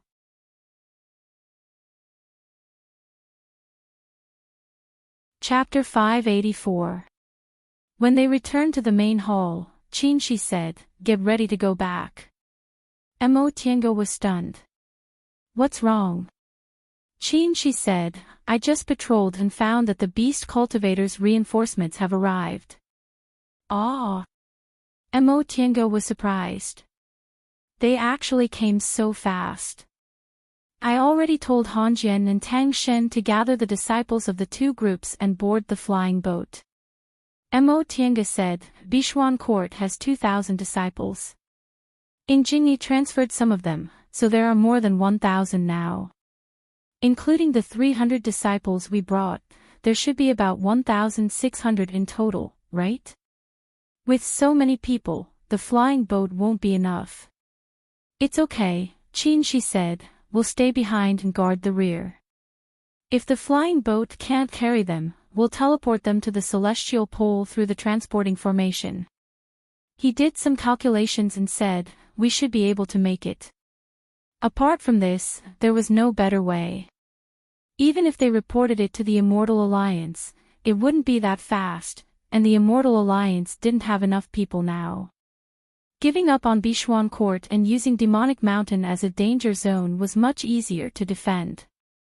Even if they attacked, Tiandao sect happened to be nearby, which was the base to resist the Devil Path, and nascent soul cultivators could be mobilized at any time. Qin Shi recorded the situation here in a jade talisman and sent a message to the Immortal Alliance. A few days ago, they just sent a message to Lord Daoist Xinyang, but before they got a reply, their speculation became reality. Then he ordered someone to call Bai Yanfei. After a long time, Bai Yanfei came. His eyes were lifeless and he looked sloppy. He saluted the two of them. Greetings, martial uncles. Seeing his appearance, Qin Shi frowned. He loved cleanliness by nature and couldn't stand people who didn't care about their appearance. His voice became cold. Fei, now that we're facing a major event, how can you be worthy of senior martial brother Xinyang's teachings? Bai Yanfei still looked dispirited as he said, with two martial uncles here, what am I? Nonsense. Qin Shi became even angrier. Aren't you a genius with a single spiritual root? Can't you get up after a little setback? If that's the case, why are you still cultivating? Since you look down on yourself, this is none of your business. Get back to the flying boat and return to Xianqing school. Although Qin Shi was cold, he never criticized people harshly. This was the first time he said such harsh words. Being scolded like that, Bai Yanfei's face turned red. He lowered his head, unable to lift it. He had never been scolded like this before, not even by his master, Lord Daoist Xinyang. Now that he was being scolded, and the person being scolded was Qin Shi, the person he considered his mortal enemy, he felt even more embarrassed. What are you waiting for? You have time, but I don't. Bai Yanfei bit his lip, then turned around and left. He even forgot to say goodbye. Mo Tiange sighed softly as she stared at his dispirited back. If he could not break out of the cocoon and be reborn, his rare single spiritual root could be considered to have died prematurely. Before long, Guangzhu and Tang Shen came to report that all the disciples had already assembled. Qin Shi gave the order. The flying boat immediately set sail, and the rest of the disciples began to teleport. As Mo Tiange walked inside Bishuan Court, she couldn't help but sigh as she looked at the richly carved railings and luxuriant flowers in front of her. The disciples could leave, the valuables could be moved, but these buildings were destined to be destroyed by the flames of war. Mo Yaoqing's painstaking efforts were going to be destroyed in the end. Just as he was thinking, he suddenly saw the Tao Achieving Pagoda in the distance shrink and descend. She was astonished. She shook her sleeves and flew in that direction. When she arrived at the original location of the Tao Achieving Pagoda, it was already empty, there was nothing there. She saw Tang Shen standing there with the miniature Tao Achieving Pagoda in his hand. Elder Yi. Tang Shen hastily greeted her upon seeing her. Mo Tiange stared at the Tao Achieving Pagoda in his hand and asked curiously, the Tao Achieving Pagoda can shrink? Tang Shen nodded with a slightly flushed face. The Tao Achieving Pagoda is a magic weapon, so it can shrink. I see. Bishuan Court's storehouse was inside the Tao Achieving Pagoda. Since the Tao Achieving Pagoda could be taken away, Bishuan Court's losses wouldn't be that great. Elder Yi. Tang Shen stared at her with a hesitant expression. What's the matter? Mo Tiange asked. Tang Shen said, we've discussed it. Since we can't protect Bishuan Court, we can only choose another sect's encampment in Kunwu and rebuild Bishuan Court there. Mo Tiange nodded and said, you're right. We're in troubled times now, so the Immortal Alliance can't send people to take back the Eastern Sea for you. Besides, even if they did, it wouldn't be safe. There are no mortals in Linhai now, so it'd be better to rebuild Bishuan Court in Kunwu. Yes, but... Tang Shen glanced at her. We don't have any connections in Kunwu, so it'll be very difficult for us to find a place with abundant spiritual aura to rebuild the sect. Therefore, I hope Elder Yi can help us. This isn't difficult, Mo Tiange said. That spiritual beast of mine is best at treasure hunting, so let it help you. If you choose a place with an owner, you can let it negotiate with you. Tang Shen hastily bowed. Thank you, Elder Yi. It's nothing. No need to thank me. In the afternoon, they discovered that the number of 8th and 9th rank beast cultivators in Demon City had reached double digits, and among them, there were even 2 10th rank beast cultivators. With these beast cultivators gathered, they already had the ability to challenge Bishuan Court's great mountain protecting formation. Tang Shen and Mo Tiange's hearts were heavy, but Tang Shen sent them another message. They still needed one more day to safely send all the disciples to Kunwu. Maybe they'll attack us in a few days, Qin Shi said. I hope so. Mo Tiange was very worried. However, it seemed God didn't hear their prayers. 2 hours later, all the demonic beasts in Demon City came out of their nests.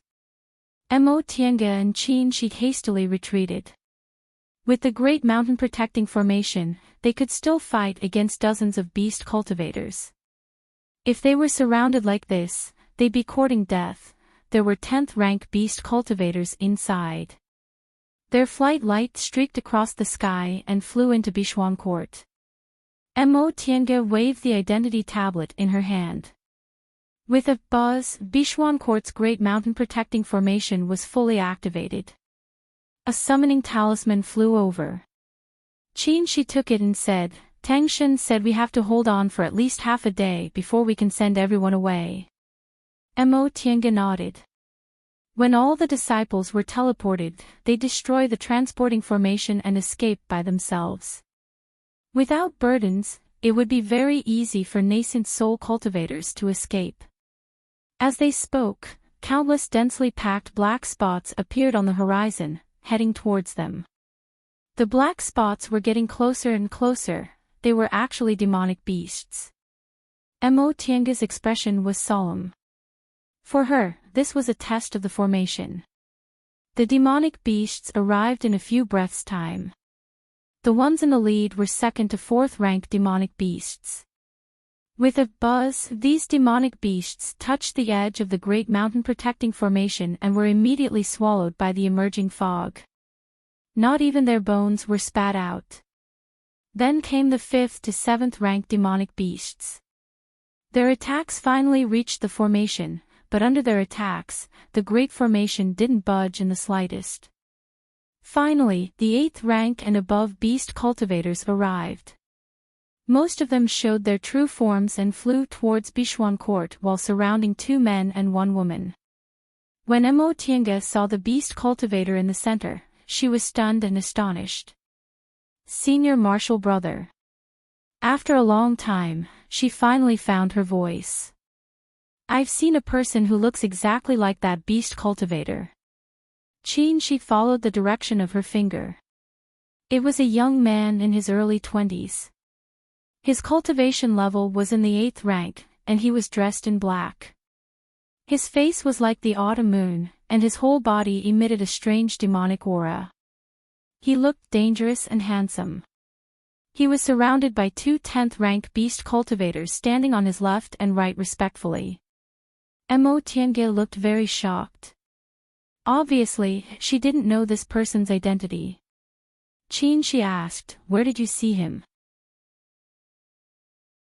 Mo Tiange calmed down and said, in Yunzhong. Yunzhong? Yes. When I saw him, I thought he was a devil cultivator. The young man's gaze fell on her like lightning. He suddenly laughed and said, Miss Qin, I didn't expect to meet you again in this kind of situation. It turns out you're a cultivator from the celestial pole. Mo Tiange said faintly, I also didn't expect you to be a beast cultivator. The young man raised his hand and bowed politely. I had no choice back then. I hope Miss Qin can forgive me. Mo Tiange took a deep breath and said, fellow Daoist Xianyue, you're too polite. This young man was Devil Monarch Xianyue, who she met in Yunzhong's heavenly snow city.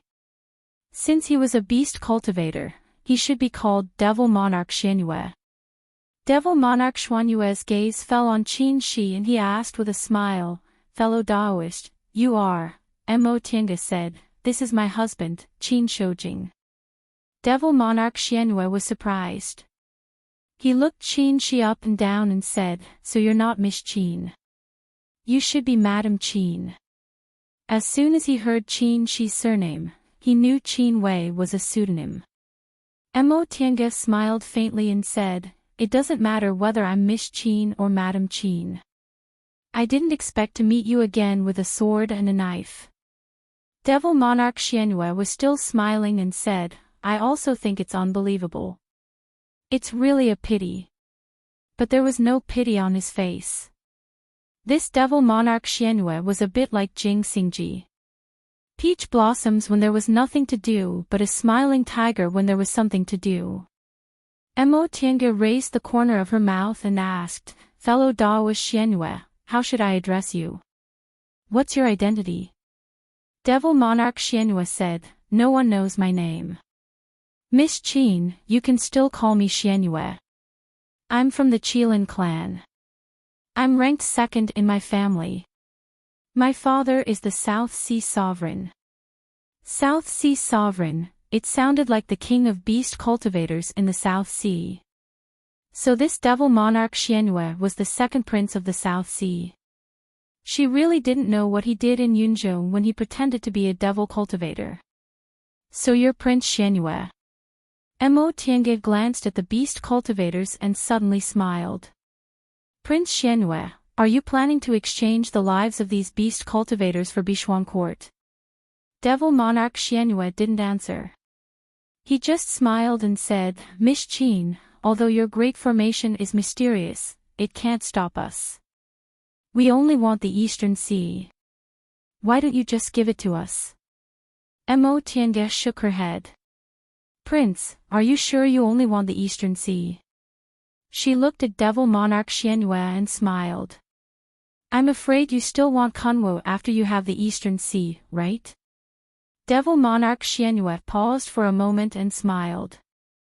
It seems we're destined to fight this battle.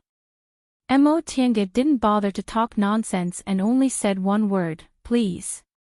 Devil Monarch Xianyue stopped smiling and ordered faintly, go.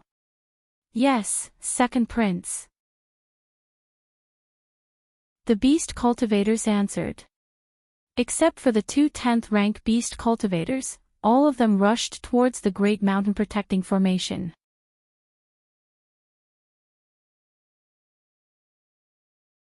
Chapter 585. Attacking forcefully was the stupidest way to break a formation, but it was also the most effective. Any formation had a tolerance limit. When the power of the attack exceeded its tolerance limit, it would collapse and cease to exist. Therefore, formations were also affected by realms. An aura refining formation couldn't kill a foundation building cultivator, and a core formation couldn't do anything to a nascent soul cultivator.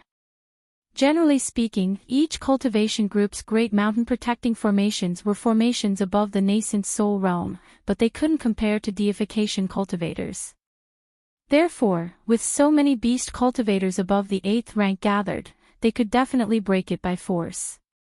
Of course, the process of breaking it wasn't that easy. Now, Black Moon Monster Sovereign and her group were planning to use this stupid method to break the formation. For beast cultivators, even if they were in the 8th rank and their spiritual intelligence wasn't inferior to that of humans, their talent in miscellaneous studies was still inferior to humans. Using skills to break a formation wasn't as straightforward as using force. 10 8th rank beast cultivators formed a simple formation and each took out a magic weapon refined from their body. Spiritual aura burst out and turned into a multicolored flying sword which pierced towards the heaven and earth inverted formation. The tip of the sword, which carried a threatening killing intent, heavily hit the heaven and earth inverted formation with a sharp whistling sound, causing the whole Bichuan court to shake. At the transporting formation, Tang Shen's expression became even more solemn. He shoved the Tao Achieving Pagoda into Ingeni's hand and said, "You go first." Ingeni refused in a panic. Disciple doesn't dare.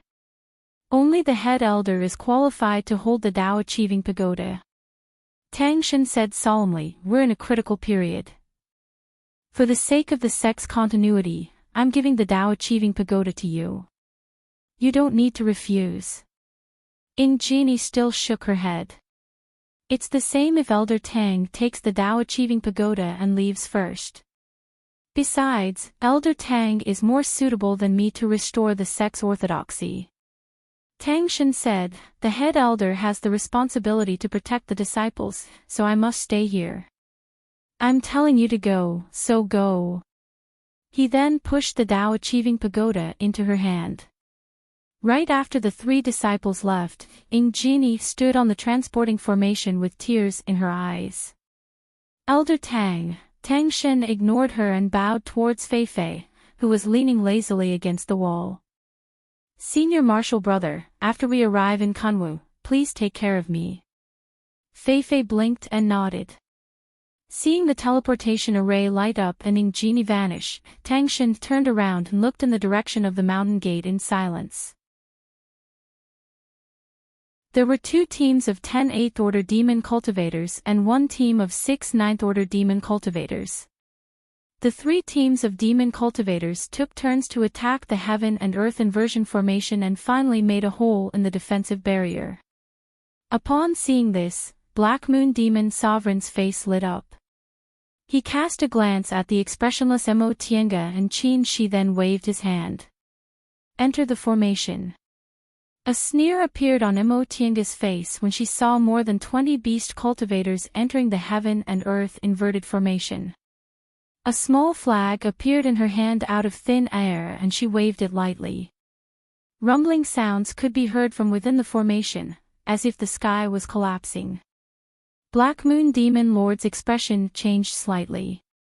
He turned to the 2 level 10 demon cultivators beside him and said, "Elders, this, of the 2 10th rank demon cultivators, the one with a pale face and no beard waved his hand and said, 'Don't worry, Second Prince. We won't be completely annihilated.'" Qin Shi glanced at him with the 3 young real fire in his hand and said in a low voice, "Let me enter the formation and kill them."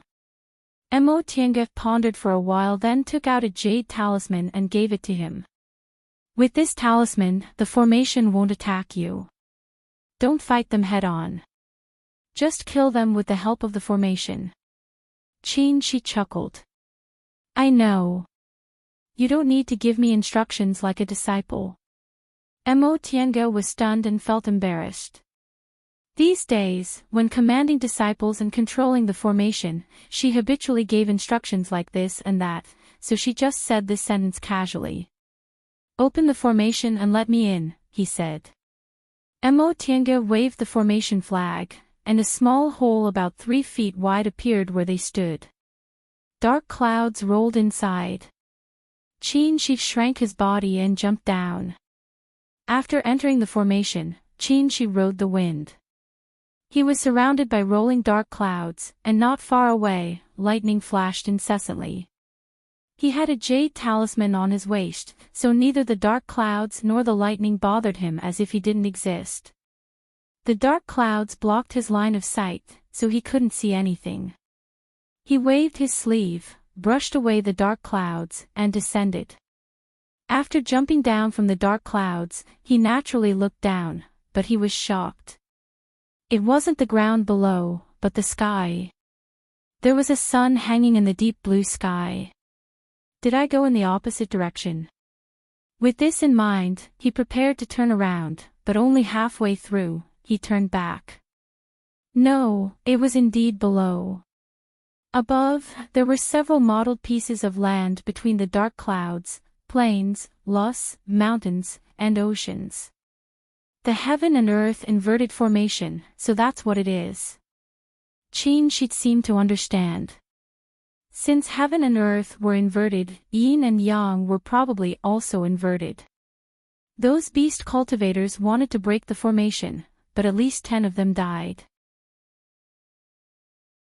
As he thought about this, he saw a group of beast cultivators entering the formation.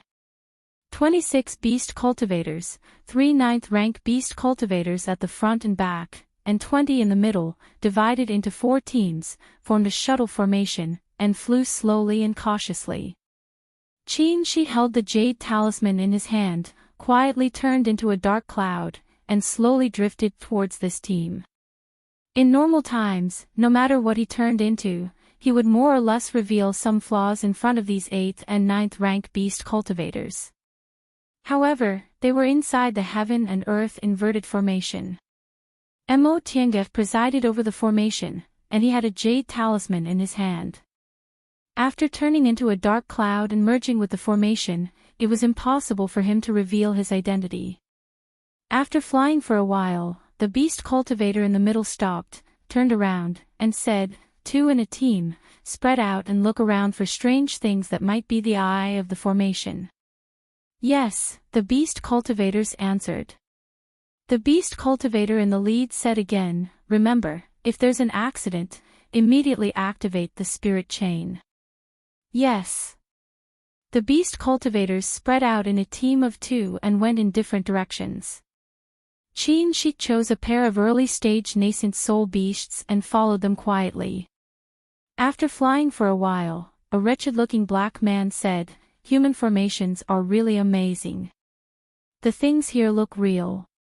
How can we know what's strange if we keep searching?" "Yes." Another youth with a short stature said, "Human things are so strange, how can we recognize them?" The 2 beasts flew in silence for a while. The black man said again, "In my opinion, we're doing fine in Shumi Sea. Why do we have to attack humans? Humans have a lot of treasures, but our Shumi Sea is full of treasures. We don't need them. Who knows?" The short youth said, "Who dares to disobey the sovereign's order? Besides, the leader this time is the second prince.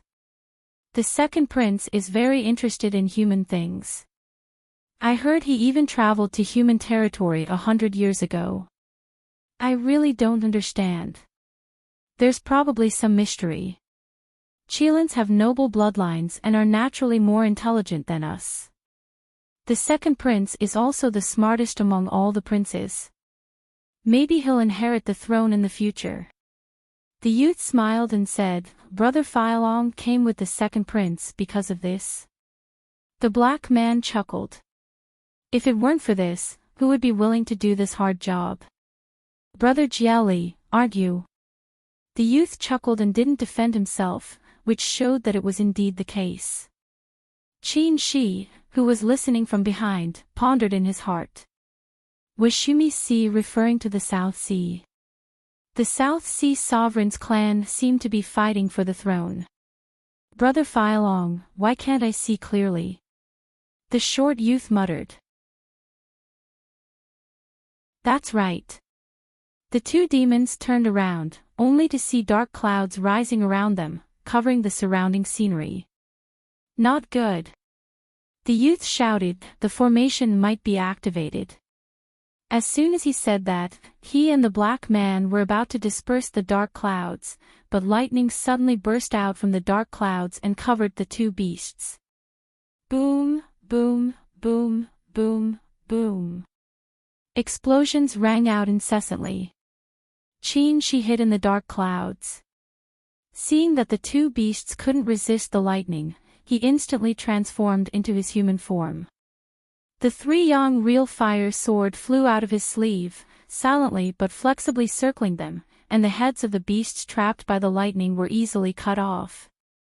After they died, the two beasts returned to their original forms. The black man was originally a sea centipede, but he was now called a flying dragon. The short youth was a fat and short loach. He put the two beasts' corpses back into his interspatial ring and heard the sound of fleeing not far away. The movement of the heavenly thunder formation just now was too big. 80% of the scattered beast cultivators heard it and were rushing over. She didn't panic at all. He still turned into a dark cloud and drifted away slowly. Colorful streaks of light quickly flew over, and the two ninth-tier beast cultivators were the first to arrive. They scanned the surroundings with sharp eyes, but did not find anything suspicious. "Isn't it here?" one of the beasts muttered.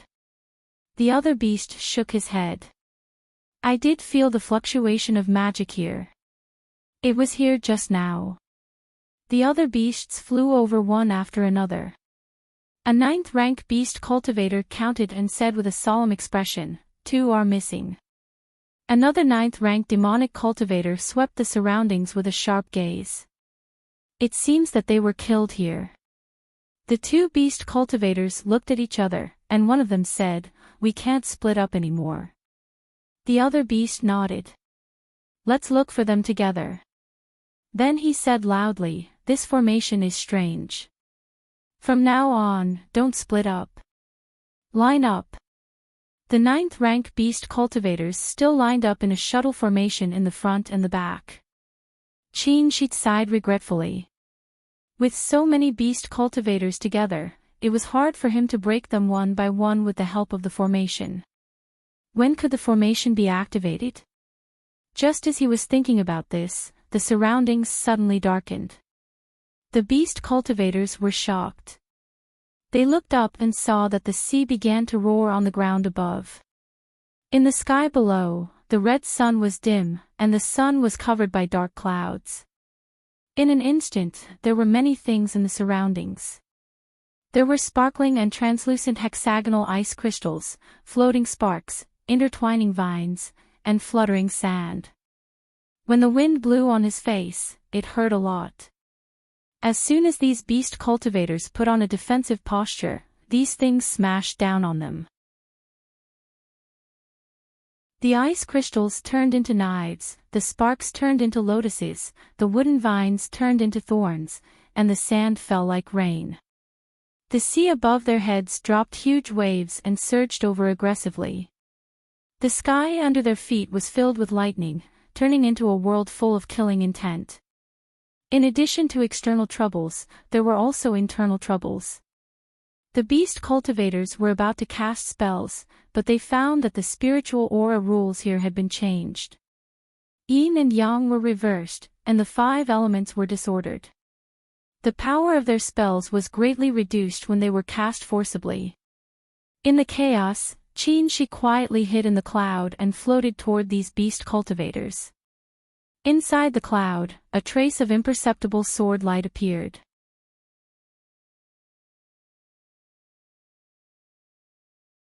Chapter 586. Black Moon Monster Master stared at Immortal. Every time she waved the formation flag, a loud noise came from the formation.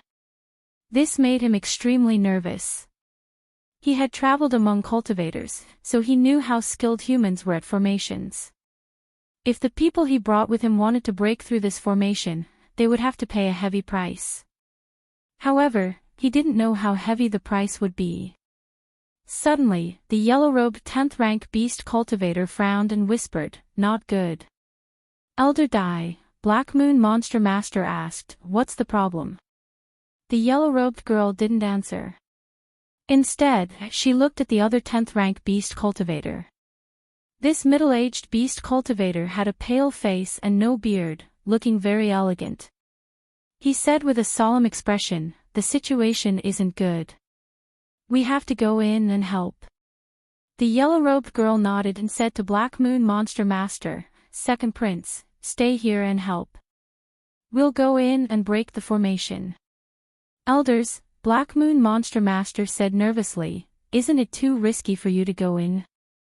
Some of the beast cultivators he brought were his followers and some were prepared to be cannon fodder because they were dissatisfied with him. It wouldn't be a pity even if all of them died. There were many 8th rank beast cultivators in Shumi. However, the 2 elders beside him were his biggest helpers. If they died here, he wouldn't be able to become the monarch. The yellow-robed girl stared at him and said coldly, "Second Prince, if you're so timid, how can you rule Shumi? Since you want to make a great contribution, you have to take risks. We're all willing to risk our lives. What are you afraid of?" Black Moon Monster Master listened obediently and lowered his head. "Then I'll have to trouble you, elders." The yellow-robed girl didn't say anything else. She swung her sleeve and turned into a giant yellow butterfly, flying into the formation. The other middle-aged beast cultivator smiled at him and said, "That's Dai's nature. Second Prince, don't mind her." Black Moon Monster Master said solemnly, "Elder Dai's words are reasonable. I should listen." The middle-aged beast cultivator nodded slowly, satisfied with his teaching. "Second Prince, you must be careful here. If we're in trouble, run away." Black Moon Monster Master shook his head. "I brought you here, so I'll go back with you. If you die here, I'll definitely accompany you." "Second Prince, you can't say that." The middle-aged beast cultivator said, "As a monarch, you must have the spirit of a monarch. No matter how high our cultivation levels are, we're still subordinates. A monarch can die for his country or his position, but not a demon. No matter how important a demon is, it's not as important as the entire Shumi. Black Moon Demon Lord bowed respectfully. "Thank you for your guidance, Elder Jing. I will keep it in mind." The middle-aged beast cultivator nodded with a smile. Black Moon Cultivator said, "I'll go." The middle-aged demonic cultivator's body shook, and he transformed into a gigantic killer whale, passed through the hole, and entered the formation. Black Moon Demon Lord frowned and stared at the entrance of the cave. The Monster Master, blackened. "Sean C. Demon," said. Demon Monster Cultivators said. Was C. Monster was T. Although the Shumi was large, there weren't many rank 10 Yao cultivators. Besides the secluded ones, only a few Yao cultivators had a clear stance. As the second prince, Black Moon Monster Master wasn't the heir to the throne. He was talented, smart, and quick-witted, so the elders supported him. Jie and Jing, who were 10th rank elders and were very important to the monarch. If they died here, not only would his power be greatly reduced, but the monarch would also blame him. What was worse was that he and the first prince were enemies.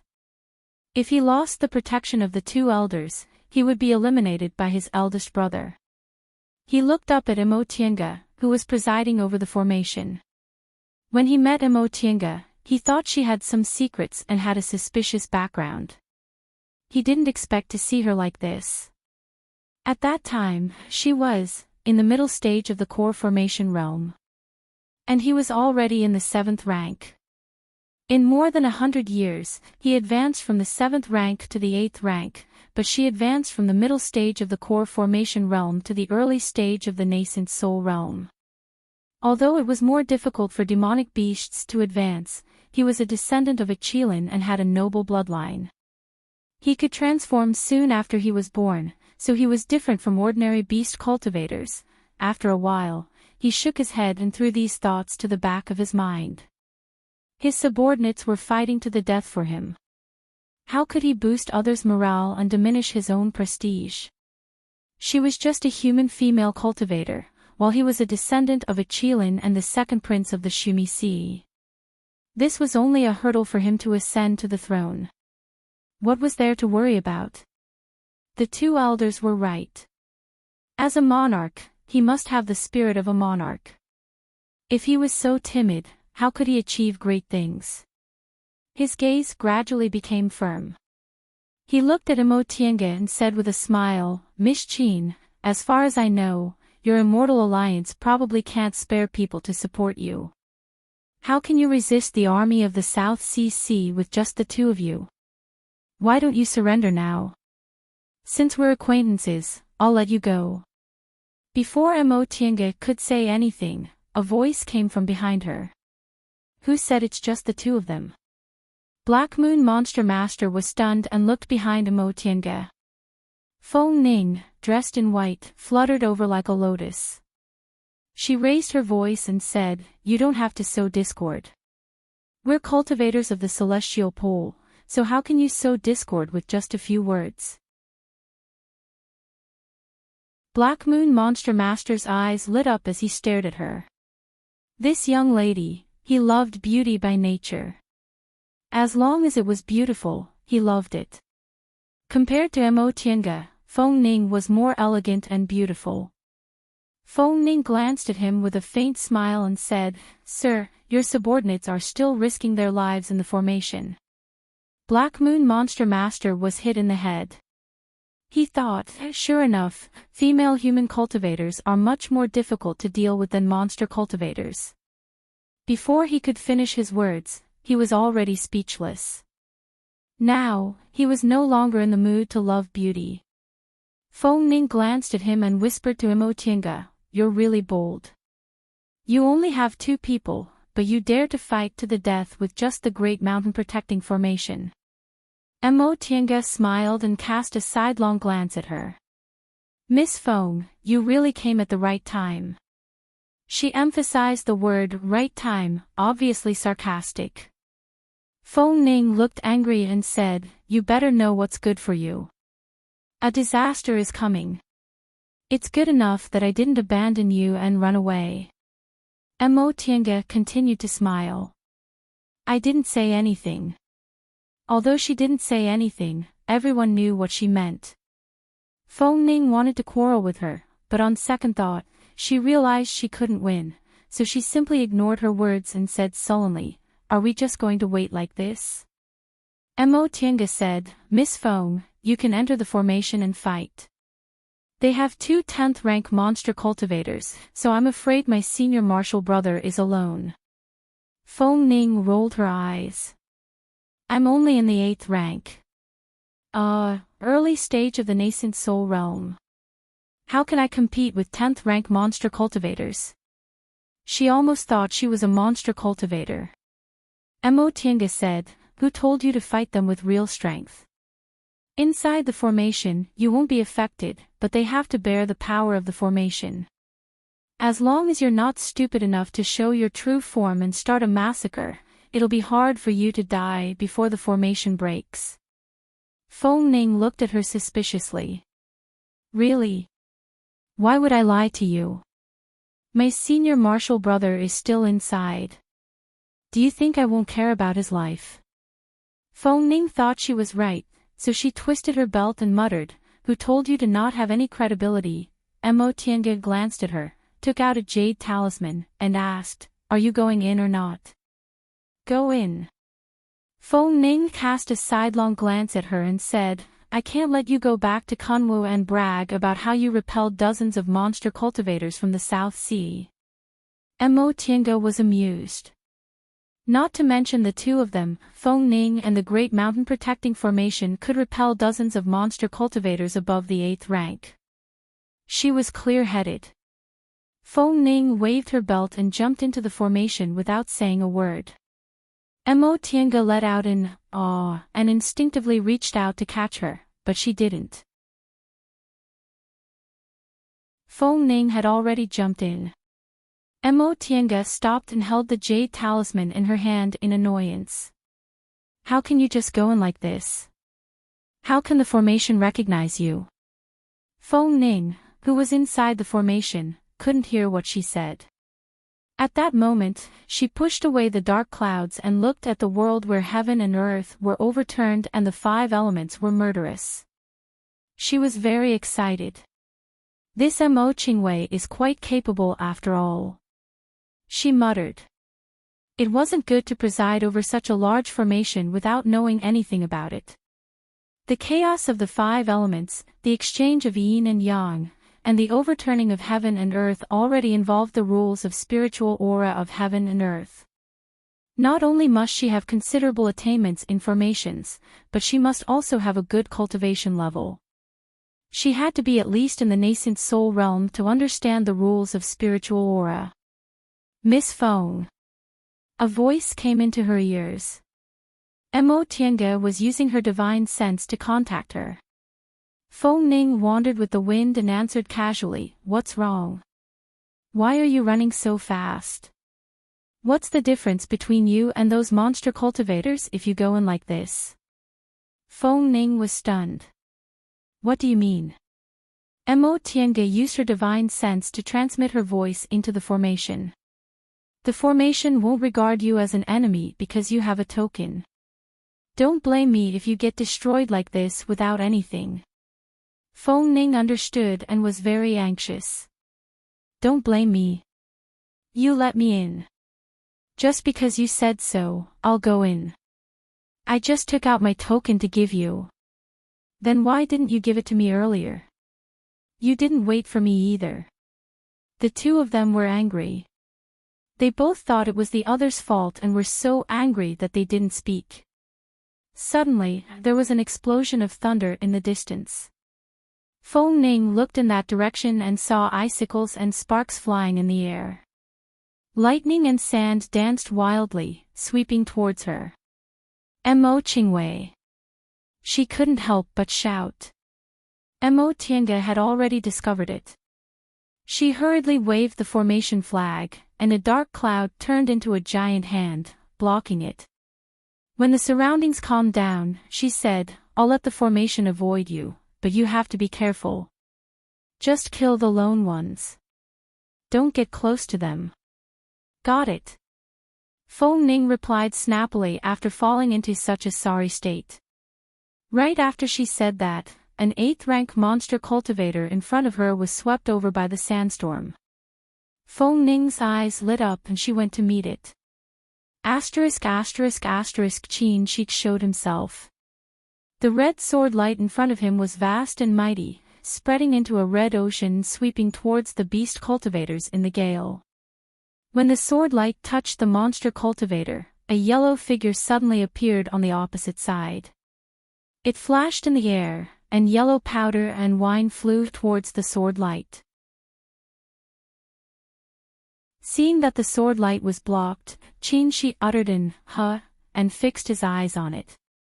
He saw that the giant yellow butterfly in the air had turned into a girl in yellow, standing in the air with a cold and arrogant face. On the other side, a huge killer whale swam over slowly, stopped beside the girl in yellow, and stared at Qin Shi with its huge eyes. "Dye, keep him busy." The girl in yellow nodded, waved her belt, and turned back into her original form, flying towards Qin Shi. You're tuning in to the LoveLore Library YouTube channel. We're so grateful for your support, and don't forget to subscribe to join us on this incredible journey through captivating stories. Your generosity through donations truly makes a world of difference, as it's the primary source of revenue that allows me to expand and enhance this channel for you. Thank you from the bottom of my heart for being a part of this adventure.